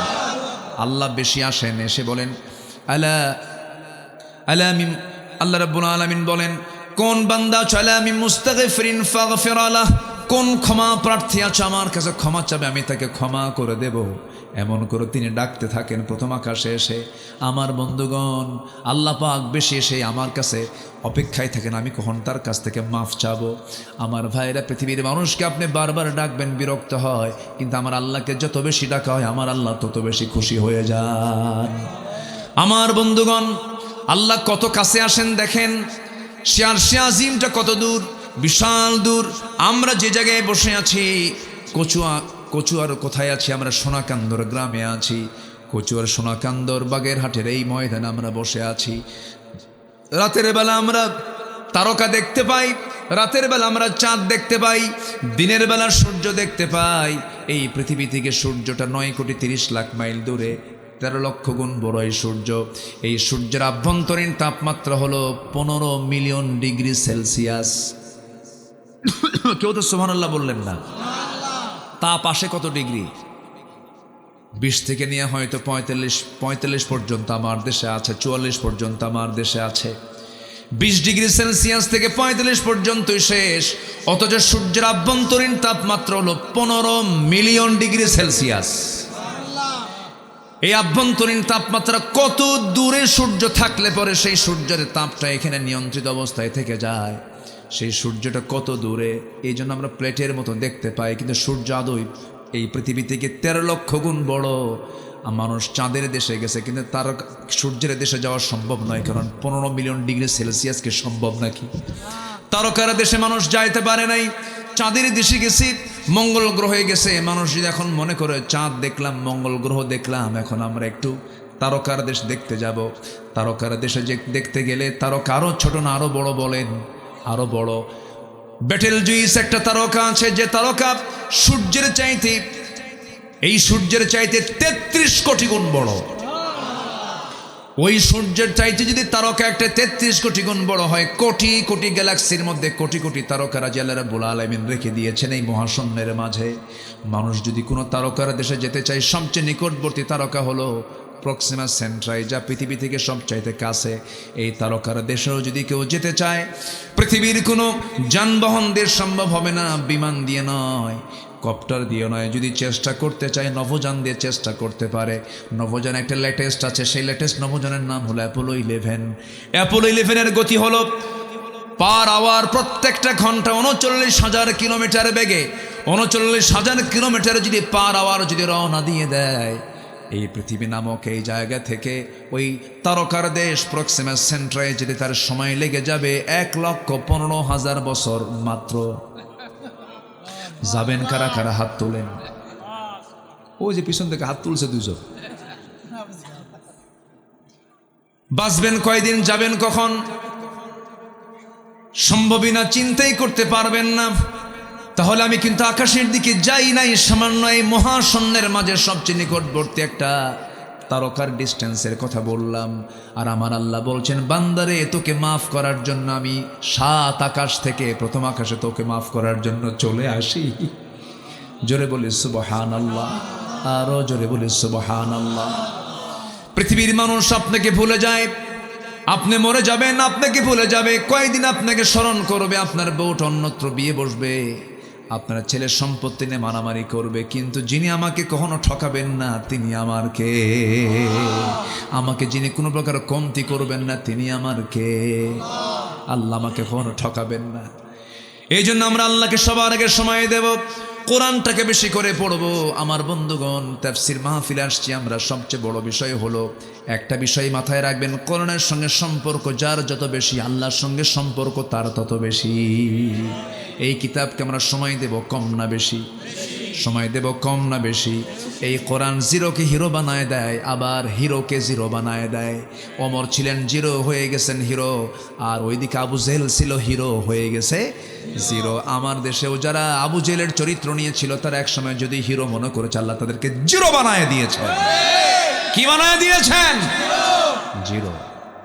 কোরআনের সঙ্গে অবমাননা করো, মাঝে মাঝে ফাল মারে, কি মারে? লাভ হবে না। এই সবুজ ভূখণ্ডে ইসলামের রক্তিম সূর্য উদিত হবে। জোরে বলে ইনশাআল্লাহ, জোরে বলে ইনশাআল্লাহ। অনেক কিছু করেছে তারা, অনেক কিছু। আসুন আমরা আল্লাহ কাদেরকে ভালোবাসেন আর কাদেরকে ভালোবাসেন না একটু খুঁজে খুঁজে বের করি। রাজি আছেন তো সবাই? আমার বন্ধুগণ, আল্লাহ বহু দৃষ্টান্ত দিয়েছেন কোরআনে। যেমন মশার কথা বলেছেন, আছে না মশার কথা? মাকড়সার কথা বলেছেন, মৌমাছির কথা বলেছেন, হাতির কথা বলেছেন, আছে না? এগুলো প্রাণীর কথাগুলো কেন বলেছেন? কাফেররা আবার উল্টা কয়, মাদা আরাদাল্লাহু বিহাদা মাসালা। তোমার আল্লাহ এগুলো মিসাল কেন দিল? এই কোরআনে মশার নাম নেওয়া লাগে? দেখেন কাফেরদের কথার সাইজ দেখেন। এখনো এরকম কিছু বেকুব আছে না নেই বলেন তো? এরা বলে কোরআন দিয়ে এখন সমাজ চলে। কোরআন কত আগের পুরাতন, থাপড়ায় 32 দাঁত ভাঙ্গা দরকার বেকুবদের। আছে না নাই? আল্লাহ রাব্বুল আলামিন যা বলেছেন কোরআনে, একটা হরফ অতিরিক্ত বলেন নাই, অপ্রাসঙ্গিক একটা কথাও নাই। গোটা পৃথিবীর সকল জ্ঞানের উৎস হলো কোরআন। গোটা পৃথিবীর সকল জ্ঞানের উৎস হচ্ছে কোরআন। এখান থেকে জ্ঞানগুলো বিতরণ হয়। আল্লাহু আকবার বলেন। এটা হচ্ছে মূল। এটা কি বলেন? মাস্টার। এটা কি মাস্টার? এটা হচ্ছে মূল। এই মাস্টার কপি থেকে বিভিন্ন কপি হয়ে বিভিন্ন জায়গায় চলে যাবে, কিন্তু কোরআনের ভুল কোনোদিন কেউ ধরতে পারবে না। মশার উদাহরণ দিয়েছেন কে? আসতে বলবেন না, কে দিয়েছেন? আল্লাহ দিয়েছেন। আল্লাহ রাব্বুল আলামিন বলেন, ইন্নাল্লাহা লা ইস্তাহি আন ইয়াদরিবা মাসালান মা বাউদাতান ফামা ফাওকাহা ফাআম্মাল্লাযীনা আমানু ফায়া'লামুনা আন্নাহুল হাক্কু মির রাব্বিহিম وأما الذين كفروا فيقولون ماذا أراد الله بهذا مثلا يضل به كثيرا ويهدي به كثيرا وما يضل به إلا الفاسقين جربون الله أكبر سورة البقرة আয়াত নাম্বার 22। আল্লাহ রাব্বুল আলামিন মশার উদাহরণ দিতে তিনি লজ্জাবোধ হন না, লজ্জাবোধ করেন না, লজ্জা পান না। কারণ এই মশাকে যদি আমরা ছোট্ট ভাবি, কিন্তু মশা কিন্তু ছোট কিছু নয়। মশার মধ্যে বহু শিক্ষা আছে না নাই? আসতে বলবেন না, আছে না নাই? অনেক শিক্ষা আছে মশার ভিতরে। আমার বন্ধুগণ, এই মশার ভিতরে কি শিক্ষা ধরুন একটু বলে ফেলি। আমার বন্ধুগণ, মশা যখন কোনো বান্দাকে কামড় মারতে নেয়, মশা যখন আসে আপনার হাতে যখন বসতে নেয়, সেই সময় মশা করে কি? আগে কিন্তু কামড় দেয় না, আগে হুল ফুটায় না, আগে যেখানে বসে সে তার চতুর্পাশ্বে আগে অবশ করে, অ্যানেস্থেশিয়া করে। কি করে? অ্যানেস্থেশিয়া করে। মেডিকেলের ভাষা হলো অ্যানেস্থেশিয়া। ওকে অবশ করে নেয়, চামড়াটাকে অবশ করে নিয়া বারবার উপরের দিকে তাকায়। সলিমুদ্দিন নজর কোন দিকে, বোঝেন নাই? ও কোন দিকে কোন কাজে ব্যস্ত আছে, অথবা যেদিকে চোখ সেই দিকে না বসে অন্যদিকে বসে। চালাক মশাগুলো বসে এরকম করে, বসে দিয়ে আসতে করে হুল ফুটায় দিয়া অবশ করে নিয়া রক্তগুলো চুষে চুষে নিয়ে নেয়। এটা কিন্তু পুরুষ মশা নয়, এটা হচ্ছে স্ত্রী মশা। বাউদাতান এখানে স্ত্রী মশার কথায় আসছে। সায়েন্স কোরআন সম্পূর্ণ মিলে যায়। সুবহানাল্লাহ। কামড়টা দিয়ে যদি পরিমিত খেয়ে নেয়, আস্তে করে চলে যায়, ওকে ধরার কোনো কায়দা নাই। কিন্তু কিছু কিছু মশা আছে বেহুশ মশা, খায় হুঁশ পায় না। আছে না কিছু বেহুশ মশা? আছে না? মানে ওই যে বর্ষার ওঠি নাই, খাইয়া এমন পেট বড় করছে, উড়বে যে ওড়ার মতো ক্ষমতা আর ওই পাখার নাই। লাস্টে কি হয়? শীত হয়ে পড়ে, ওখানে মরে। বেশি খাইলে মরে আগে না মরে পড়ে? আগে মরে। তো 16 বছর যারা ছিল এরা খাইছে কম না বেশি? তাহলে উদাহরণ ঠিক আছে তো? আচ্ছা আস্তে উদাহরণ ঠিক আছে কিনা বলেন? হ্যাঁ দেখেন উদাহরণ দেখেন, আল্লাহ কোন দিক থেকে কোন উদাহরণ মেরে দিস। রাতের বেলা আপনি দেখলেন মশা নাই, চতুর্দিকে দেখলেন ঘরের ভিতরে bedroom, dining room, drawing room, kitchen room, সব জায়গায় দেখলেন কোথাও কোনো মশা নাই, মশারে ছাড়াই শুয়ে পড়েছেন। কিন্তু 10 মিনিট যেতে না যেতে আপনার কানের কাছে এসে মশা এসে কি সুন্দর করে সারেগামা পাধানিসা কি আসেন, মনে হয় একদম বাস্তব ট্রেন যেন চালু শুরু করছে, ট্রেন যাওয়া শুরু করছে, এত আওয়াজ, ঘুম শেষ। ট্রেনের আওয়াজে ঘুম হয় কিন্তু মশার আওয়াজে ঘুম হয়? ঘুম হয়। ও আপনি যে ওই জায়গায় শুইছেন অন্ধকারে দেখলো কেমনে? ওর চোখ কই? ও দেখলো কেমনে? কোন আপনি দেখলেন না, ও দেখলো কেমনে? সায়েন্স বলতেছে, জিওলজি বলতেছে 75 ফিট দূর থেকে টের পায় যেখানে কোন সলির মধ্যে শুয়ে আছে। একটু আস্তে বলে সুবহানাল্লাহ, আরো জোরে বলে সুবহানাল্লাহ। আচ্ছা বলুন তো, মশারি মানুষ টাঙ্গায় না মশা টাঙ্গায়? মশারি টাঙ্গায় কে, মশা না মানুষ? তো মশা মানুষকে ভয় পায় না, মানুষ মশাকে ভয় পায়? বল, তাহলে আল্লাহ উদাহরণ দেওয়া কি ভুল হয়েছে? আমার বন্ধুগণ, এই যে কানের কাছে সে নাম্বার 3 ভন ভন করে, ভন ভন, এটা কিন্তু ভোকাল কর্ডের কোনো আওয়াজ নয়, কণ্ঠের কোনো আওয়াজ নয়, গলার কোনো আওয়াজ নয়, এটা হলো পাখার আওয়াজ। ওই যে মশাটা তার পাখাটা নড়ায়, এই ঝাপটান মারে, এই ঝাপটানের আওয়াজটা হলো কানে আসে। এই যে আওয়াজটা করে, বিজ্ঞান বলতেছে মশা প্রত্যেকটা সেকেন্ডে, মিনিট না, প্রত্যেকটা সেকেন্ডে একটা মশা তার পাখাকে প্রতি সেকেন্ডে 500 থেকে 600 বার নড়াতে পারে। প্রতি সেকেন্ডে 500 থেকে 600 বার। আজ পর্যন্ত কোনো মেশিন তৈরি হয়নি মশার মতো পাখা নড়ানোর মতো। আল্লাহ ছোট্ট এই মশার ভিতরে কি মেশিন সেট করেছেন, একটু জোরে বলবেন না সুবহানাল্লাহ। লা ইস্তাহি আন ইয়াদরিবা মাসালাম মা বাউদাতান। দেখেন সায়েন্স আজকে কি প্রমাণ করে দিচ্ছে সবকিছু। সর্বশেষ হলো নমরুদ মরছে কিসের কামড় খাইয়া, কিসের কামড় খাইয়া কন? তাহলে উদাহরণ ঠিক আছে কিনা? আল্লাহ কোনো কিছুই অবান্তর করেননি কোরআনে। আল্লাহ রাব্বুল আলামিন মহাসাগর নিয়ে কথা বলেছেন, আবহাওয়া নিয়ে কথা বলেছেন। কোরআন তো শুধু নামাজের কথা বলে না, কোরআন শুধু রোজার কথা বলে না, কোরআন সব কিছুর কথা বলে। এই কোরআনের প্রথম আয়াতটা কি বলেন তো? প্রথম আয়াতটা কি বলেন নাজিল হয়েছে? প্রথম আয়াতটা কি বলেন? ইকরা বিসমি রাব্বিকাল্লাযী খলাক, খলাকাল ইনসানা মিন আলাক। প্রথম সূরার নাম কি বলেন? নাজিল করতে প্রথম সূরার নাম কি বলেন? আলাক। বলেন প্রথম সূরার নাম কি বলেন? আলাক। আলাক মানে কি? আলাক মানে কি? ঝুলন্ত। বলেন তো এটা কি সাধারণ কোনো ভাষা না সায়েন্স? এটা বলেন তো সায়েন্স। প্রথম সূরাটাই হলো সায়েন্সের সূরা। আল্লাহু আকবার বলেন। ভ্রণতত্ত্ব নিয়ে আল্লাহ পাক প্রথম ওহী দিয়েছেন, এমব্রায়োলজি নিয়ে। এমব্রায়োলজি, ভ্রণতত্ত্বের কথা আল্লাহ পাক প্রথম বলতেছেন, বান্দা তুই সৃষ্টি হয়েছিস কেমনে দেখ। আল্লাহু আকবার বলেন। যে সমস্ত পাগলগুলো বলে কোরআন দিয়ে আজকের সমাজ রাষ্ট্র চলতে পারে না, ওদেরকে নতুন করে মুসলমান হওয়া দরকার। যারা বলে কোরআনের সাথে রাজনীতির সম্পর্ক নাই, তারা বুদ্ধি প্রতিবন্ধী। তারা অবশ্যই যদি পরিকল্পনা নিয়ে কথা বলে, তারা ইসলামের শত্রু। তারা সোজা কথা, ইসলাম কি অপূর্ণাঙ্গ নাকি? এই কথা বলে তারা। এই কথা কোন মুসলমান বিশ্বাস করতে পারে না। আমার নবী যে রাষ্ট্র চালান নাই, কি দিয়ে চালাইছেন? স্বামী দিয়ে চালাইছেন? কারো বাপ দিয়ে চালাইছেন? দাদার আইন দিয়ে চালাইছেন? কার আইন দিয়ে চালাইছেন? কিসের বিধান দিয়ে চালাইছেন? তো তোমরা চোখে দেখো না রাসূল কোরআন দিয়ে দেশ চালাইছে? তোমরা দেখো না? এই সমস্ত কথা যেই বলুক না কোনো প্রতিবাদ করতে হবে। ইসলাম নিয়ে কথা বলবে, কোরআন নিয়ে কথা বলবে, জিহ্বা টেনে ছেড়ে দেব আমরা। এই ক্ষেত্রে কোনো আপোষ করা যাবে না। ভ্রণতত্ত্ব নিয়ে আল্লাহ পাক কোরআনের প্রথম ওহীটা দিয়েছেন, কি সুন্দর করে বলছেন,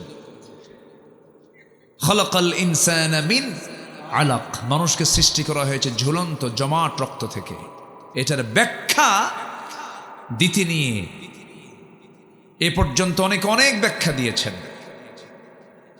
তো ডক্টর কেইথ মুর একজন জগৎ বিখ্যাত একজন ভ্রণতত্ত্ববিদ।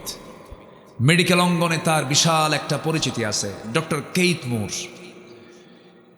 তিনি এই আয়াতটা উনি দেখছিলেন না, এই আয়াতের ব্যাখ্যা তিনি একদিন স্টাডি করা শুরু করলেন। এই আলাক শব্দের অর্থ হচ্ছে ঝুলন্ত জক সদৃশ কোনো বস্তু, রক্তের জমাট বাঁধা জক বা কাদার পিণ্ড। এই ব্যাখ্যা যখন ডক্টর মুরকে দেখানো হলো, উনি এটা ভাবলেন যে এটা আমি না হয় এই সময় আমার জন্ম, আমি না হয় এই গবেষণায় আমি বের করতে পারি ১৫০০ বছর আগে মুহাম্মদ রচিত কোরআন কেমনে এটা বলতে পারে? এটা মুহাম্মদ রচিত নয়, এটা আল্লাহর পক্ষ থেকে নাজিল হওয়া কিতাব। প্রথম ওহী হলো এমব্রায়োলজিকে নিয়ে, জোরে বলি সুবহানাল্লাহ। তিনি শেষে বলতে বাধ্য হয়েছেন, it has been a great pleasure for me to help clarify statements in the Quran about human development. উনি শেষে বাধ্য হয়েছেন যে এটা আমি নিশ্চিত এটা মানুষের দ্বারা সম্ভব নয়, এই তথ্য আসমানের মালিকের পক্ষ থেকে এসেছে। সম্মানিত ভাইয়েরা, তাহলে সেই কোরআন মানতে কি আমাদের কোনো দ্বিধা আছে? কোরআন এক জায়গায় থাকবে না সব জায়গায় থাকবে? এক জায়গায় থাকবে না সব জায়গায় থাকবে? কোরআনকে আমরা সব জায়গায় মানবো, জোরে বলি ইনশাআল্লাহ, জোরে বলি ইনশাআল্লাহ। আল্লাহ ভালোবাসেন কয়জনকে? বলেন কয়জনকে? ৮ জনকে। ভালোবাসেন না কয়জনকে? জান্নাত কয়টা? জাহান্নাম কয়টা? 7টা। একটু মিলে নেই। আল্লাহ রাব্বুল আলামিন ভালোবাসেন কাকে? 1 নাম্বার হলো যে বান্দা তওবাকারী, যে বান্দা তওবা করে তাকে ভালোবাসেন। কার কথা? আল্লাহ রাব্বুল আলামিন সুন্দর করে বলছেন, ওয়ায়াসআলুনাকা আনিল মাহিদি কুল হুয়া আদান ফা'তাজিলুন নিসাআ ফিল মাহিদ ওয়ালা তাকরাবুহুন্না হাত্তা ইয়াতহুরনা فإذا تطهرن فأتوهن من حيث أمركم الله إن الله يحب التوابين ويحب المتطهرين জোরে বলুন আল্লাহু আকবার। আমি কি আলোচনা শেষ করে দেব? তো যে ওঠে 2-1 করে, হ্যাঁ আমি কি দোয়া করে দেব? তো উঠবেন কেন? কতক্ষণ থাকবেন আপনারা বলেন? হ্যাঁ ভালো করে বলেন, কতক্ষণ আছেন আপনারা বলেন? থাকতে রাজি আছেন? থাকতে রাজি আছেন? এই যে আবার আরেকজন উঠলো, কিন্তু ওরে 1 নম্বর দেখেন বলে যাচ্ছে না, জোর আছে, উনি আবার আসবেন। জোরে বলি ইনশাআল্লাহ। একটা লোক নড়বেন না, একটু মনোযোগ দিয়ে শুনুন। এখানে বসার যে সওয়াবটা, যতক্ষণ থাকবেন গুনাহ মাফ হবে, যতক্ষণ থাকবেন রহমতের ফেরেশতারা দোয়া করবে। এর চাই তার উত্তম জায়গা কোথায় পাবেন? একটু বসেন। আমি এই যে পয়েন্টগুলো একটু অল্প অল্প করে বলে শেষ করে দেব। আমি 3 দিন পাইলে আর ভালো হতো, 1 দিন তো হয় না। একটু ভাঙ্গাচোরা যতক্ষণ পারি একটু বলে চালায়া যায়। আমাকে সময় দিচ্ছেন তো সবাই ইনশাআল্লাহ?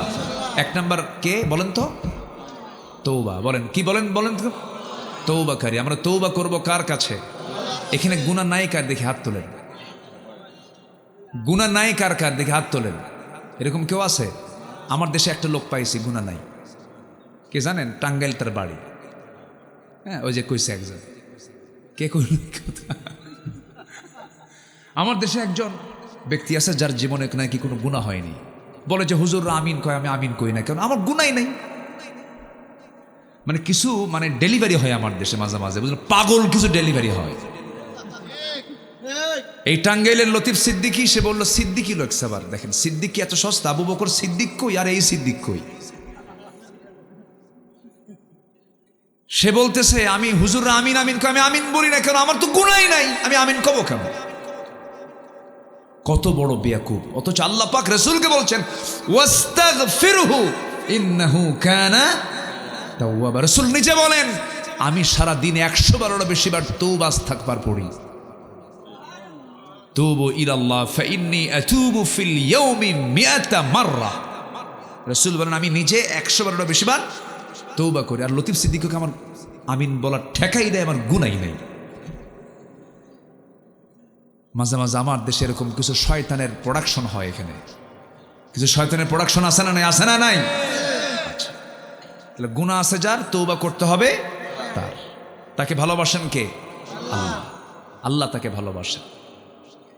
দুনিয়ার জিন্দেগিতেও দেখবেন এক বাবার 5টা ছেলে, যে ছেলেটা সবচেয়ে বেশি দুষ্ট, বাপমার নজরটা কোনটার দিকে বেশি? বলেন বলেন বলেন, কোন দিকে? ওই দুষ্টর দিকে নজর বেশি, মার ঘুম হয় না। ছেলে 4টা ভালো আছে, তারা বুজুর্গ, খুব আল্লাহওয়ালা, নামাজ পড়ে, রোজা রাখে, সব মেনে চলে। কিন্তু ওই 4টা ছেলে গিয়ে মার কাছে গিয়ে বসে, মা কান্দে, মা তুমি কান্দো কেন বাবা? ও তো আসে না কেন? ও তো দুষ্ট বাবা, ওর জন্য আমার খুব খারাপ লাগে। কি ঠিক আছে না? মানে মায়ের চিন্তা হলো আমার ওই দুষ্ট ছেলেটা কখন ভালো হবে, বাবার চিন্তা হলো ওই দুষ্ট সন্তানটা কখন ভালো হয়ে যাবে।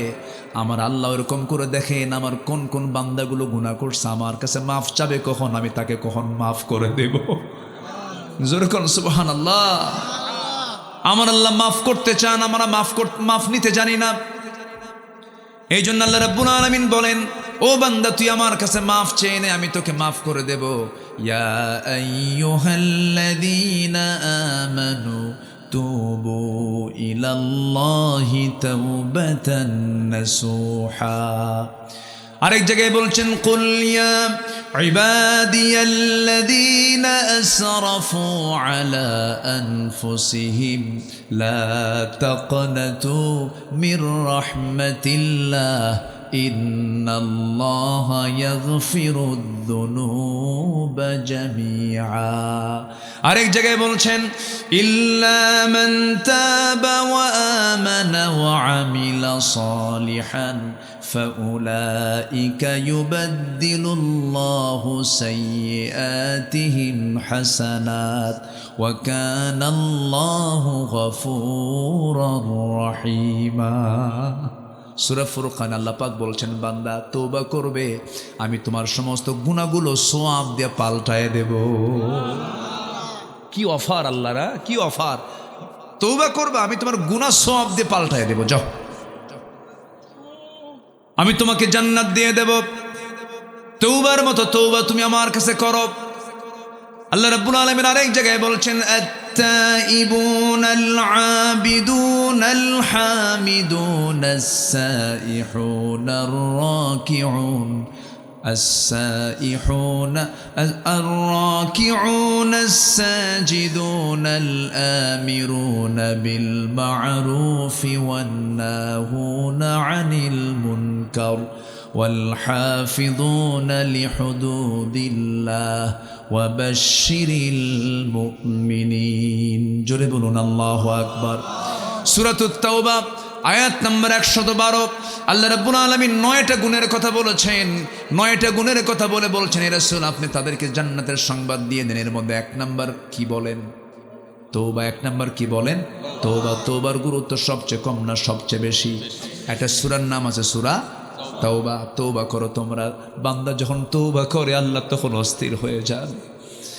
আমার বন্ধুগণ, বান্দা যখন চোখের পানি ফেলে ফেলে কান্দে আল্লাহ তখন অস্থির হয়ে যান। আপনি কি জানেন, হাজারো কাজ করে জাহান্নামকে আপনি নিভাতে পারবেন না, তবে একটা ফোঁটা যদি চোখের পানি আল্লাহর ভয়ে ফেলতে পারেন, 7টা জাহান্নাম 7 সমুদ্রের পানি দিয়ে নিববে না। কিন্তু 1 ফোঁটা চোখের পানি যদি আল্লাহর জন্য ফেলতে পারেন, 1 ফোঁটা পানি চোখের 7টা জাহান্নামকে নিভাইয়া দেবে। আমরা কাঁদবো, যখন কাঁদবো কার কাছে? যার কাছে পাওয়া যাবে কান্না করে তিনি আমার কে? পৃথিবীতে আপনি একজনের কাছে কাঁদবেন, বলবেন ও ভান করে। আরেকজনের কাছে চাইবেন, সে বলবে তার মতলব কি। বউ কাঁদবে স্বামীর কাছে, স্বামী বলবে ভান করিস। স্বামী কাঁদবে বউয়ের কাছে, বলবে তুমি পুরুষ হয়ে কান্দো কেন, এটা কি করো। পৃথিবীর কোনো লোকের কাছে কান্না করলে সেই কান্নার মূল্য দেবে না। কিন্তু বান্দা যদি নীরবে নিবৃতে আল্লাহর কাছে চোখের পানি ফেলে কান্দে, আল্লাহ বলেন, বান্দারে জাহান্নাম নিভায়া তোর জন্য আমি জান্নাত দিয়ে দেব। আমরা চাইবো কার কাছে?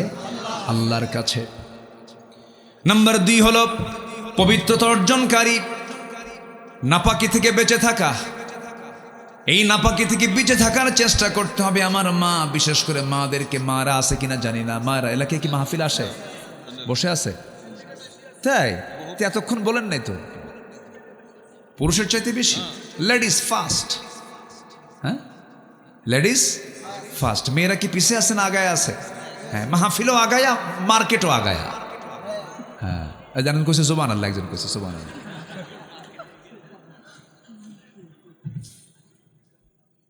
সে মার্কেটে যায় কেমনে? চলে যায় ঢং ঢং করে। স্বামীকে বলে, তুমি কি মার্কেট বুঝো? তুমি তো কচু বুঝো। বুড়া আঙ্গুল দেখায় বলে, তুমি তো শাড়ি কিনতে পারো না, শাড়ির দাম কত, আর নিয়ে আসছো কত দিয়া, দাম বুঝো কিছু? বাচ্চা দিয়ে গেলাম, বাচ্চা তুমি করে নাও, বাচ্চার বয়স 1.5 বছর, বাচ্চা তুমি করে নাও, তুমি খেদমত করো, তুমি দুধ খাওয়াও। ফিডের একখান দিয়া চলে গেছে মার্কেটে ঢং ঢং করে, চুল ছেড়ে দিয়া, ঠোঁটে লাল লিপস্টিক লাগায় দিয়া, লাল শাড়ি পরে, 2 গালে আটা ময়দা লাগায়া মার্কেটে গিয়ে দোকানদারের সামনে ঠ্যাঙের উপর ঠ্যাং তুলে দিয়ে দোকানদারকে লক্ষ্য করে বলে, ভাইয়া একটা শাড়ি দেখানো যাবে কি? এত সুন্দর মখরাজার সিফাত। দোকানদার তো চিত হয়ে পড়ছে। দোকানদার এখন শাড়ি একখান বের করে নিজের গায়ে লটকা দিয়ে বলে, আপা এই শাড়ি কিন্তু আপনাকে দারুণ মানাবে। ওটা আরেক বদমাইশ। এই বেহাপনাগুলো আছে না নাই? ওয়াকুলনা কওলাম মা'রুফা। আল্লাহ পাক বলছেন যে মেয়েরা কথা বলবে, ন্যায়সঙ্গত কথা বলবে। কোনো কথা না থাকলে চুপ মেরে থাকবে। এমনকি কথার সৌন্দর্যকে নষ্ট করার জন্য মুখের মধ্যে নখ ঢুকায়া কথার বিকৃতি। মেয়েরা কি চাকরানি না রাজরানী? আচ্ছা, মেয়েদেরকে পাহারা দেবে কারা? পুরুষ। পাহারাদার হচ্ছে পুরুষ, পুরুষ হচ্ছে চাকর। পুরুষ কি? চাকর। মেয়েদের চাকর হলো পুরুষরা। আল্লাহ নারীকে কত দাম দিয়েছেন। হজে যাবে, একটা চাকর নে, কে? স্বামী নে, অথবা ছেলে নে, অথবা ভাতিজা নে, ভাগিনা নে, একটা চাকর সাথে নিয়ে যা। একটা মাহারাম, ওই তো একটা মাহারাম সাথে নিয়ে যাও। মানে পুরুষের দায়িত্ব হচ্ছে মহিলাকে সম্মান করে তাকে গোটা জায়গায় ঘুরে বেড়ানো। মেয়েরা একা একা যাবে কেন? মেয়েরা একা একা যাবে, তার কি সহকারী দরকার আছে না? আল্লাহ মেয়েদেরকে সহকারী বানায় দিতে বলেছেন। একটা সহকারী দাও। এত সম্মান দিয়েছেন নারীকে, মেয়ে বলেন না, সমান অধিকার। ও একা যাবে, আমিও একা যাবো, যা। এরকম আছে না নাই? আচ্ছা, এই জন্য সম্মান কমছে না বাড়ছে? কমছে। ইসলাম মানবেন, সম্মান পাবেন। ইসলাম মানবেন না, সম্মান পাবেন না। মেয়েদের মধ্যে প্রবলেম হলো মেয়েরা নাপাকি থেকে বাঁচতে চায় কম। আমার মাদের একটা লাইনে বলি, আবার মূল লাইনের দিকে চলে যাব। মা, এই দেশের অধিকাংশ মাদের জরিপে দেখা গেছে মেয়েরা 7 দিনে 70 থেকে 72 ঘন্টা সিনেমার সামনে বসে থাকে, টেলিভিশনের সামনে বসে থাকে। তাও দেশীয় নয়, ইন্ডিয়ান, কলকাতা ইন্ডিয়ান সিরিয়ালগুলো। আমি কি ভুল বলছি? এই নাপাকি নিয়ে বসে থাকে। আরেকটা নাপাকি হলো, আল্লাহ রাব্বুল আলামিন পুরুষকে 30 দিনই নামাজকে ফরজ করে দিয়েছেন। নামাজ পুরুষের জন্য মাফ নাই, কিন্তু মেয়েদের জন্য মাফ আছে না নাই? আসতে বলবেন না, আছে না নাই? এই মাফটা করে দিয়েছেন কে? যে কারণে মাফ করে দিয়েছেন, সেই অসুখও দিয়েছেন কে? আল্লাহ দিয়েছেন। কেন? যেন সেই সন্তানের মা হতে পারে, সেই জন্য সন্তানগুলোর মা হতে পারে। এই জন্য আল্লাহ রাব্বুল আলামিন ওই পিরিয়ডটা দিয়েছেন, মাসিক অসুখটা দিয়েছেন। ইয়াসআলুনাকা আনিল মাহিদ। হে রাসূল, আপনাকে মাহিদ সম্পর্কে প্রশ্ন করবে, আপনি বলুন কুল হুয়া আযান ফা'তাজিলুন নিসা ফিল মাহিদ। আল্লাহ পাক বলে দিচ্ছেন। কিন্তু মেয়েরা করে কি? ওই 3 দিন থেকে শুরু করে নিয়ে সর্বোচ্চ 10 দিন পর্যন্ত তাদের মেয়াদ। এই 10 দিনের মধ্যে যদি ভালো হোক আর না হোক, 10 দিন পার হয়ে যাবে, 3 দিনের আগেও সে পবিত্র হতে পারবে না। 3 দিন থেকে শুরু করে কয়দিন? 10 দিন পর্যন্ত। 10 দিন হয়ে গেল, যাওয়ার পরেও যদি তার মধ্যে কিছু সিমটম থেকেও যায়, ওটা হবে ইস্তেহাজার রোগ। ওই রোগকে মাথায় নিয়ে তাকে অবশ্যই পবিত্র মনে করে তাকে ওই অবস্থায় তাকে মাজুর হয়ে হলেও নামাজ তাকে পড়তে হবে। কিন্তু মেয়েদের নেচার হলো সেই 10 দিন ঠেলে 20 দিনে নিয়ে যায়। কোন দিকে নিয়ে যায়? 20 দিন নিয়ে যায়। এটা হারাম। এটা কি হারাম? এটা করা যাবে না। আল্লাহ পাক অবশ্যই ওই সমস্ত বান্দাদেরকে ভালোবাসেন যারা তৌবাকারী এবং যারা পবিত্রতা অর্জনকারী। আমরা পবিত্রতা অর্জন করব, জোরে বলি ইনশাআল্লাহ। আর একটা পবিত্রতা হচ্ছে, ইসলামী দল ছাড়া যত দল আছে সব নাপাক। সব কি? সব কি বলেন? ইসলামী দল ছাড়া যা আছে সব কি বলেন? সব কি বলেন? নাপাক। ওই নাপাক বাদ দিয়ে পাকে আসতে হবে। নাপাক বাদ দিয়া পাকে আসতে হবে। তাওয়াবিনের বহু ব্যাখ্যা আছে, মুতাতাহহিরিনের বহু ব্যাখ্যা আছে, তাহারাতের বহু ব্যাখ্যা আছে। ইন্নামাল মুশরিকুনা নাজাস, ইন্নামাল মুশরিকুনা নাজাস। মুশরিক যারা তারা নাপাক। তারা কি? নাপাক। আমার ভাইয়েরা, অনেক লম্বা কথা, দুইটা কেবল বললাম। তওবাকারী যারা, পবিত্রতা অর্জনকারী যারা, আল্লাহ তাদেরকে ভালোবাসেন। নাম্বার 3 হলো যারা আল্লাহর পথে সংগ্রাম করবে। ইন্নাল্লাহা ইউহিব্বুল্লাযীনা ইউকাতিলুনা ফি সাবিলিহি সাফফান কাআন্নাহুম বুনয়ানুম মারসুস। আল্লাহ রাব্বুল আলামিন ওই সমস্ত বান্দাগুলোকে সবচাইতে বেশি ভালোবাসেন যারা মারসুস, মাহদুদ না, মাহদুদ মানে হল লোহা, মারসুস মানে হলো সীসা। লোহা এটাও ধাতু, এটাও পদার্থ, আবার সীসাটাও পদার্থ। লোহার এক প্রান্তে আগুন লাগলে পর অপর প্রান্ত ঠান্ডা থেকে যায়, হাত দিয়ে ধরা যায়। কিন্তু সীসাটা এমন একটা ধাতু যে সীসার একটা প্রান্তে আগুন ধরলে পরে সেই তাপটা গোটা সীসায় সমানভাবে তাপমান হয়ে যায়। আল্লাহ পাক বলছেন, আল্লাহর পথে যারা সংগ্রাম করবে, সীসা ঢালা প্রাচীরের মতো কাতারবদ্ধ হয়ে যারা মোকাবেলা করবে, আল্লাহ তাদেরকে ওই সমস্ত মুজাহিদদেরকে সবচাইতে বেশি ভালোবাসেন। জোরে বলি সুবহানাল্লাহ। নাম্বার 4 হলো যারা তাওয়াক্কুল করবে কার উপরে? আসতে বলবেন না, কার উপরে? আমার ভরসার জায়গা একটা, তিনি কে? আরো জোরে বলেন, কে? ছেলে দেন কে? মেয়ে দেন কে? দেন না কে? খানজাহানের মাজারে যায় কে? কি কথা? বাচ্চা নেওয়ার জন্য যায় না? যায় কি না? আর আছে না, এগুলো আছে না? বাচ্চা নেওয়ার জন্য চলে গেছে খানজাহানের মাজারে। ওই মাজারে কিছু সন্ত্রাস আছে। কি আছে? কিছু সন্ত্রাস আছে। মোষগুলো হাইব্রিড জাতের মোটা মোষ, সেই সাদা মোষগুলো গাঁজা খায়া খায় লাল টকটকা।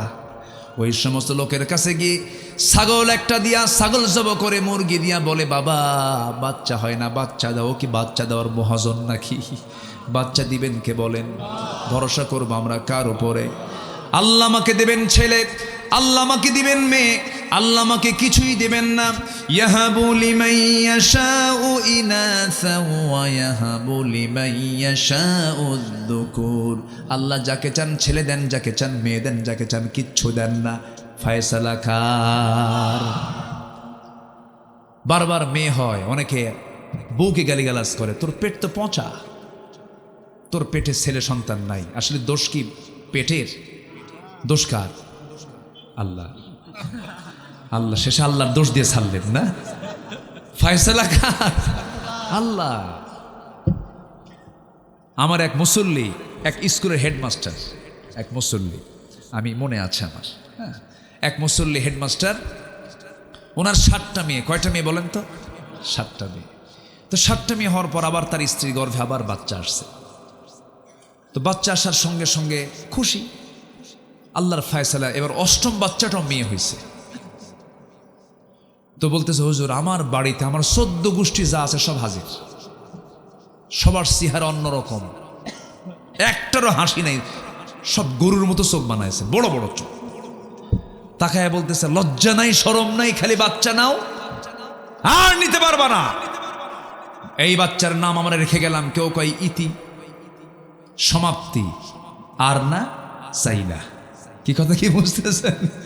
ইতি, সমাপ্তি, আর না চাই না।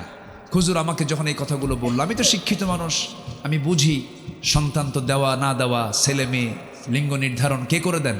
আল্লাহ করে দেন। আমি শুনলাম, শোনার পরে বললাম, শোনো, তোমরা যে নামগুলো রাখতে বললা এটার নাম আমি তা রাখবো না। কেন? আমি আমার এই সন্তানের নাম রেখে দিলাম আশা, মানে আরো হোক। তার শুকরিয়া আদায় করার মতো বান্দাও কিছু পৃথিবীতে আছে না নাই? আচ্ছা, জান্নাত কয়টা? ওই হেডমাস্টারের মেয়ে কয়টা? 8টা। যদি মেয়েকে মেয়ের মতো করে গড়ে তোলা যায়, যার ঘরে একটা মেয়ে তার জন্য একটা জান্নাত, যার ঘরে 2টা মেয়ে তার জন্য 2টা জান্নাত, যার ঘরে 3টা মেয়ে তার জন্য 3টা পৃথক জান্নাত। যেরকম সুবহানাল্লাহ। তাহলে মেয়ে সন্তান রহমত বরকত কম না বেশি? বলেন কম না বেশি? জান্নাত কার পায়ের নিচে? পুরুষের না নারীর? তাহলে কি বরকত কম না বেশি? তাহলে এগুলো মন খারাপ করেন কেন? ছেলে সন্তান হলে পরে মশানি আলাদা, মেয়ে সন্তান হলে পরে বাড়িতে মনে হয় মানুষ মরে গেছে। কে বাচ্চা, কি হয়েছে তোমার বইয়ের খবর কি? মায়ের বাড়ি যে গেল, কি হয়েছে? আর বললো না, মেয়ে, মনে এখনই মনে হয় মরবে ও এখন। আর যদি হয় ছেলে, কি হয়েছে? ছেলে ভাবসাব এখনইও 10 লাখ টাকা চায় বসে আছে না নাই? মন খারাপ করা যাবে না। মুসাউওয়াদা ওয়া হুয়া কাযীম। চেহারা কালো কুসকুসে হতো আগের যুগের মানুষেরও, মেয়ে সন্তান হয়েছে বলে কত মানে তারা এটাকে মানে দুর্ভাগ্যের বিষয় মনে করতো। আর রসুল সেই যুগে বললেন আমি 4টা মেয়ের বাবা। আল্লাহু আকবার বলেন। রসুল কয়টা মেয়ের বাবা? 4টা মেয়ের বাবা। রসুল মেয়েদেরকে খুব পছন্দ করতেন, আমরাও পছন্দ করব, জোরে বলি ইনশাআল্লাহ। এই মেয়েদেরকে তো পছন্দ করবা পুরুষরা, বিয়ের আগে করো না, বিয়ের পরে করো। আবার এটা আবার জায়েজ মনে করো না, আবার হুজুর তো বলেই দিছে যারে পাবো তারই পছন্দ করবো। আল্লাহ রাব্বুল আলামিন বলেন فبما رحمة من الله لنت لهم ولو كنت فظا غليظ القلب لانفضوا من حولك فاعف عنهم واستغفر لهم وشاورهم في الأمر فإذا عزمت فتوكل على الله সবাই বলুন ইন্নাল্লাহা ইউহিব্বুল মুতাওয়াক্কিলিন। বলুন ইন্নাল্লাহা ইউহিব্বুল মুতাওয়াক্কিলিন। আল্লাহ রাব্বুল আলামিন মুতাওয়াক্কিল যারা, আল্লাহর প্রতি যারা তাওয়াক্কুল করবে, নির্ভর করবে, তাদেরকে অতিশয় ভালোবাসেন। তাহলে আমরা এ পর্যন্ত শিখলাম 4টা। নাম্বার 1 হলো তওবা করব কার কাছে। নাম্বার 2 হলো পবিত্র অর্জন করব আমরা কার জন্য। নাম্বার 3 হলো জিহাদ করব, সংগ্রাম করব কার পথে, কার দিন প্রতিষ্ঠার জন্য, কোরআন প্রতিষ্ঠার জন্য, আল্লাহর দিন প্রতিষ্ঠার জন্য আমরা সংগ্রাম করব, আল্লাহ তাকে ভালোবাসেন। নাম্বার 4 হলো জীবনের সকল জায়গায় যে অবস্থায় থাকি না কেন ভরসা করব কার উপরে? আমার নবীজি শুয়ে আছেন যুদ্ধের ময়দানে, যাবেন বাবলা গাছের নিচে তিনি শুয়ে আছেন, তিনি তার অস্ত্র রেখে দিয়েছেন, গাছের ডালের সাথে ঝুলায় রেখেছেন। এক ইহুদি এসে তরবারি হাতের মধ্যে নিয়ে বলছে মুহাম্মদ তোমাকে এখন বাঁচাবে কে? তিনি বললেন আল্লাহ। বলেন আল্লাহ। আবার কাফের বলতে ইহুদি বলতেছে কেমন করে তোমার আল্লাহ বাঁচাবে? তিনি বারবার বলছেন আল্লাহ। বলেন সবাই আল্লাহ। বারবার যখন আল্লাহ আল্লাহ বলছিলেন, আল্লাহর সাহায্য চলে আসলো। ইহুদের হাত থেকে থরথর করে কাঁপতে কাঁপতে তরবারি পড়ে গেছে। নবীজি চট করে গিয়ে ধরলেন। এখন বলেন ইহুদি এখন তোমারে বাঁচাবে কে? আল্লাহু আকবার বলেন। ইহুদি কাঁদতে কাঁদতে নবীর হাতে হাত রেখে বলতেছে আশহাদু আল্লা ইলাহা ইল্লাল্লাহু ওয়াহদাহু লা শারীকা লাহু ওয়া আশহাদু আন্না মুহাম্মাদান আবদুহু ওয়া রাসূলুহু। হেদায়েতের মালিককে ইসলাম কবুল করেছেন মক্কার মাটিতে। স্বামী স্ত্রী দুইজনই ইসলাম কবুল করেছেন। আমার নবীজি হিজরত করে মক্কা থেকে মদিনায় চলে গেছেন। এই স্বামী স্ত্রী বললেন আমার স্ত্রী চলো আমরা দুজন মিলে মক্কা থেকে মদিনার দিকে চলে যাই। কেন? রাসূল শূন্য মদিনায় থাকবো না আমরা, রাসূল শূন্য মক্কায় থাকবো না, আমরা মদিনায় চলে যাব। সঙ্গে সঙ্গে দুজন সিদ্ধান্ত নিলেন। 4 বছরের ছোট্ট বাচ্চাকে সাথে নিয়ে রওনা দিয়েছেন। আত্মীয় স্বজন কি করলো? শ্বশুর বাড়ির লোকজন বউটাকে নিয়ে চলে গেল। শ্বশুর বাড়ির লোকজন বউটাকে নিয়ে চলে যায়। আবার নিজের পরিবার পরিজন, নিজের ভাই বোন সব মিলে তার ছেলেটাকে নিয়ে চলে গেল। আবু সালমা তার নাম। আবু সালমার ছেলেকে নিয়ে গেছে তার ভাইয়েরা, আর বউকে নিয়ে গেল শ্বশুর বাড়ির লোকেরা, জোর করে নিয়ে চলে গেল। এবার বলল আবু সালমা তোমার বউ তুমি হারালে, তোমার সন্তান তুমি হারালে, তুমি এখন মদিনা যাবা কেমনে? তিনি বললেন দুনিয়ার কাউকে চাই না, আমি আমার আল্লাহকে চাই, কারণ আমি আল্লাহর প্রতি ভরসা রাখি। যেরকম সুবহানাল্লাহ। চলে গেলেন মদিনার দিকে। বউটা গেল হচ্ছে বাপের বাড়িতে, ছেলেটা চলে গেল ভাইদের কাছে। তিনি মদিনার দিকে রওনা করলেন। তিনি বললেন আমার কাছে একটাই দরবার খোলা, নবীর দরবার খোলা আছে। উম্মে সালমার স্বামীকে দারুণ ভালোবাসতেন, আবার আবু সালমা তার স্ত্রীকে দারুণ ভালোবাসতেন। তাদের দাম্পত্যময় জীবন খুব সুখময় ছিল, খুব বরকতময় ছিল। একদিন গল্পে গল্পে বলছেন উম্মে সালমা তার স্বামীকে ডাক দিয়ে বলছেন স্বামী আমার একটা প্রশ্ন। কি প্রশ্ন? আমি যদি আপনার আগে মরে যাই আপনি কি বিয়ে করবেন নাকি? এমন প্রশ্ন এখনো মেয়েদের আসে না নাই? মেয়েদের এই জায়গায় খুব কৃপণতা আসে না নাই? বলেন সব ভাগ দেবে কিন্তু স্বামীর ভাগ দেবে না। আপনি যতই মহব্বত করেন, শুধুমাত্র যদি একবার বলেন বিয়ে কিন্তু আর একটা করুম, সব মহব্বত শেষ, সব মহব্বত শেষ। কি ঠিক আছে না? আম্মা জান আয়েশার ক্ষেত্রে শোনা গেছে, তাই না? এটা বিশাল ব্যাপার। উম্মে সালমা যখন এই কথা বললেন, আবু সালমা বলছেন, আমার স্ত্রী তুমি আমাকে এমন একটা প্রশ্ন করেছো যে প্রশ্নের জবাব আমি যদি দিতে যাই, মনের কথা যদি বলতে যাই, তুমি মন খারাপও করতে পারো। তুমি কি চাও তুমি বলো, আগে আমি তোমাকে দারুণ ভালোবাসি। উম্মে সালমা বলছেন, আমার স্বামী গো, আমি চাবো আমার মৃত্যুর পরও আপনি আমার জায়গায় কোনো মহিলাকে আনবেন না, আপনি বিয়ে করবেন না। দেখছেন, আপনি বিয়ে করবেন না। আবু সালমা বললেন, আমার স্ত্রী ঠিক আছে, এমনটা যদি হয়ে যায়, আমার আগে তোমার যদি মরণ হয়ে যায়, যাও ক্ষণিক এই দুনিয়ায়, আমি আর কোন নারী আমার বাড়িতে নিয়ে আসবো না, বিয়ে করব না। তবে একটা কথা বলে রেখে দিই তোমাকে, সেই বিষয়টা যদি উল্টা হয়ে যায়, আমি আবু সালমা যদি আগেই দুনিয়া থেকে বিদায় নিয়ে তুমি উম্মে সালমা আমার বউ যদি পৃথিবীতে বেঁচে থাকো, বিধবা হয়ে থাকো, আমি তোমার জন্য এমন দোয়া করব না যে তোমার অন্য কোনো স্বামী না আসুক। আমি চাবো তোমার সোশ্যাল সিকিউরিটির জন্য, তোমার অবশ্যই প্রশান্তির জন্য, সুবিধার্থে আমি তোমাকে ফিতনা থেকে বাঁচানোর জন্য আমি তোমার জন্য দোয়া করি, আল্লাহ রাব্বুল আলামিন আমার চাইতে উত্তম স্বামী যেন আল্লাহ তোমাকে জুটাইয়া দেন। আল্লাহ আবু সালমার দোয়া কবুল করলেন। 1 বছর চলে গেছে। উম্মে সালমা রাদিয়াল্লাহু তাআলা আনহা স্বামীর দিকে তার টান চলে আসছে। সন্তানকে ফুসলায়া চুরি করে সন্তানকে কাছে নিয়ে এসে সন্তান সহ রাতের আধারে লুকাচুরি করে তিনি মদিনার দিকে রওনা দিয়েছেন। মদিনায় কষ্ট করে করে মদিনায় পৌঁছে গেছেন। ফজরের সময় বেলাল বিন রাবাহ আজান দিলেন। আজান শেষ হয়ে গেল, নামাজ শুরু হলো। সালাম ফেরার সঙ্গে সঙ্গেই ঘোষণা আসলো, আসসালাতু আলাল মাইয়িত, মৃত ব্যক্তির জানাজা হবে। কে মারা গেছে, কে মারা গেছে? আবু সালমা আজকে রাতে দুনিয়া থেকে বিদায় নিয়েছেন। রাসূল জানাজা সম্পূর্ণ করলেন। নবীর কাছে রিপোর্ট আসলো, হুজুর যে আবু সালমার জানাজা পড়লাম, সে আবু সালমার স্ত্রী তার সন্তান সহ মদিনায় এখনই হাজির হয়েছে। রাসূল কান্নায় ভেঙ্গে পড়লেন, হারে কেমন ভাগ্য হলো রে। উম্মে সালমা আসলো, আবু সালমা বিদায় নিয়ে নিল। রাসূল বলেন, এতিমের কাছে আমাকে নিয়ে চলো। এতিম সন্তানকে কোলের মধ্যে নিয়ে বলছেন, উম্মে সালমা চিন্তা করো না, এতিম সন্তানের টোটাল দায়িত্ব আমি রাসূল নিজের কাঁধে উঠায় নিলাম। আমার নবী যে এতিম শিশুকে কোলের মধ্যে উঠায় নিলেন আর বলেন, উম্মে সালমা চিন্তা করো না, তুমি ভয় পেও না। আমার বহু সাহাবী আছে, তাদের মধ্যে একজনকে আমি উপযুক্ত স্বামী মনে করলে আমি তোমার সঙ্গে তার বিয়ে দিব, আমি তোমাকে উত্তম স্বামী উপহার দেওয়ার চেষ্টা করব। উম্মে সালমা বলছেন, ইয়া রাসূলুল্লাহি, এই জাগতিক জীবনে আমার বিয়ের কোনো শখ নাই, আমার স্বামীর চাইতে উত্তম স্বামী পৃথিবীতে আর কোনো মানুষ না, আমার স্বামীকে আমি দারুণ ভালোবাসি। রাসূল চুপ মেরে গেলেন। আল্লাহ বলছেন, জিব্রাইলকে পাঠায়া দিলেন। জিব্রাইল বলছেন, ইয়া রাসূলুল্লাহি, উম্মে সালমার জন্য গোটা পৃথিবীর কোনো পুরুষ উপযুক্ত নয়। উম্মে সালমা অত্যন্ত পুত পবিত্র একজন নারী। উম্মে সালমার জন্য আল্লাহ রাব্বুল আলামিন আপনাকে বিয়ে করার অর্ডার দিয়েছে। জোরে বলে সুবহানাল্লাহ। ভরসা কার উপরে? ভরসা করবে যে আল্লাহর উপরে, তার পথ বের করে দেন, তিনি আমার কে। আসতে বলবেন না, তিনি আমার কে। নাম্বার 5 হলো যারা ইহসানকারী।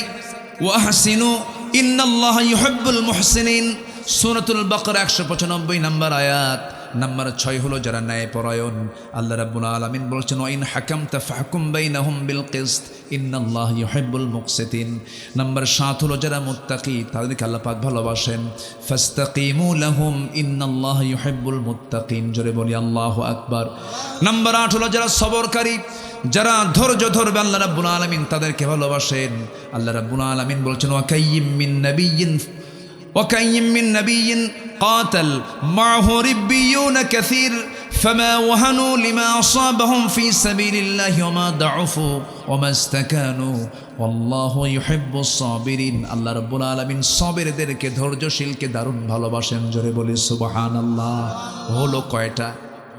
ভালোবাসেন কয়জনকে? ভালোবাসেন না কয়জনকে? কিন্তু আপনারা তো ধৈর্য ধরতেছেন না। লাস্ট হচ্ছে ধৈর্য, কিন্তু চলে যাচ্ছেন যে 2-1 জন করে।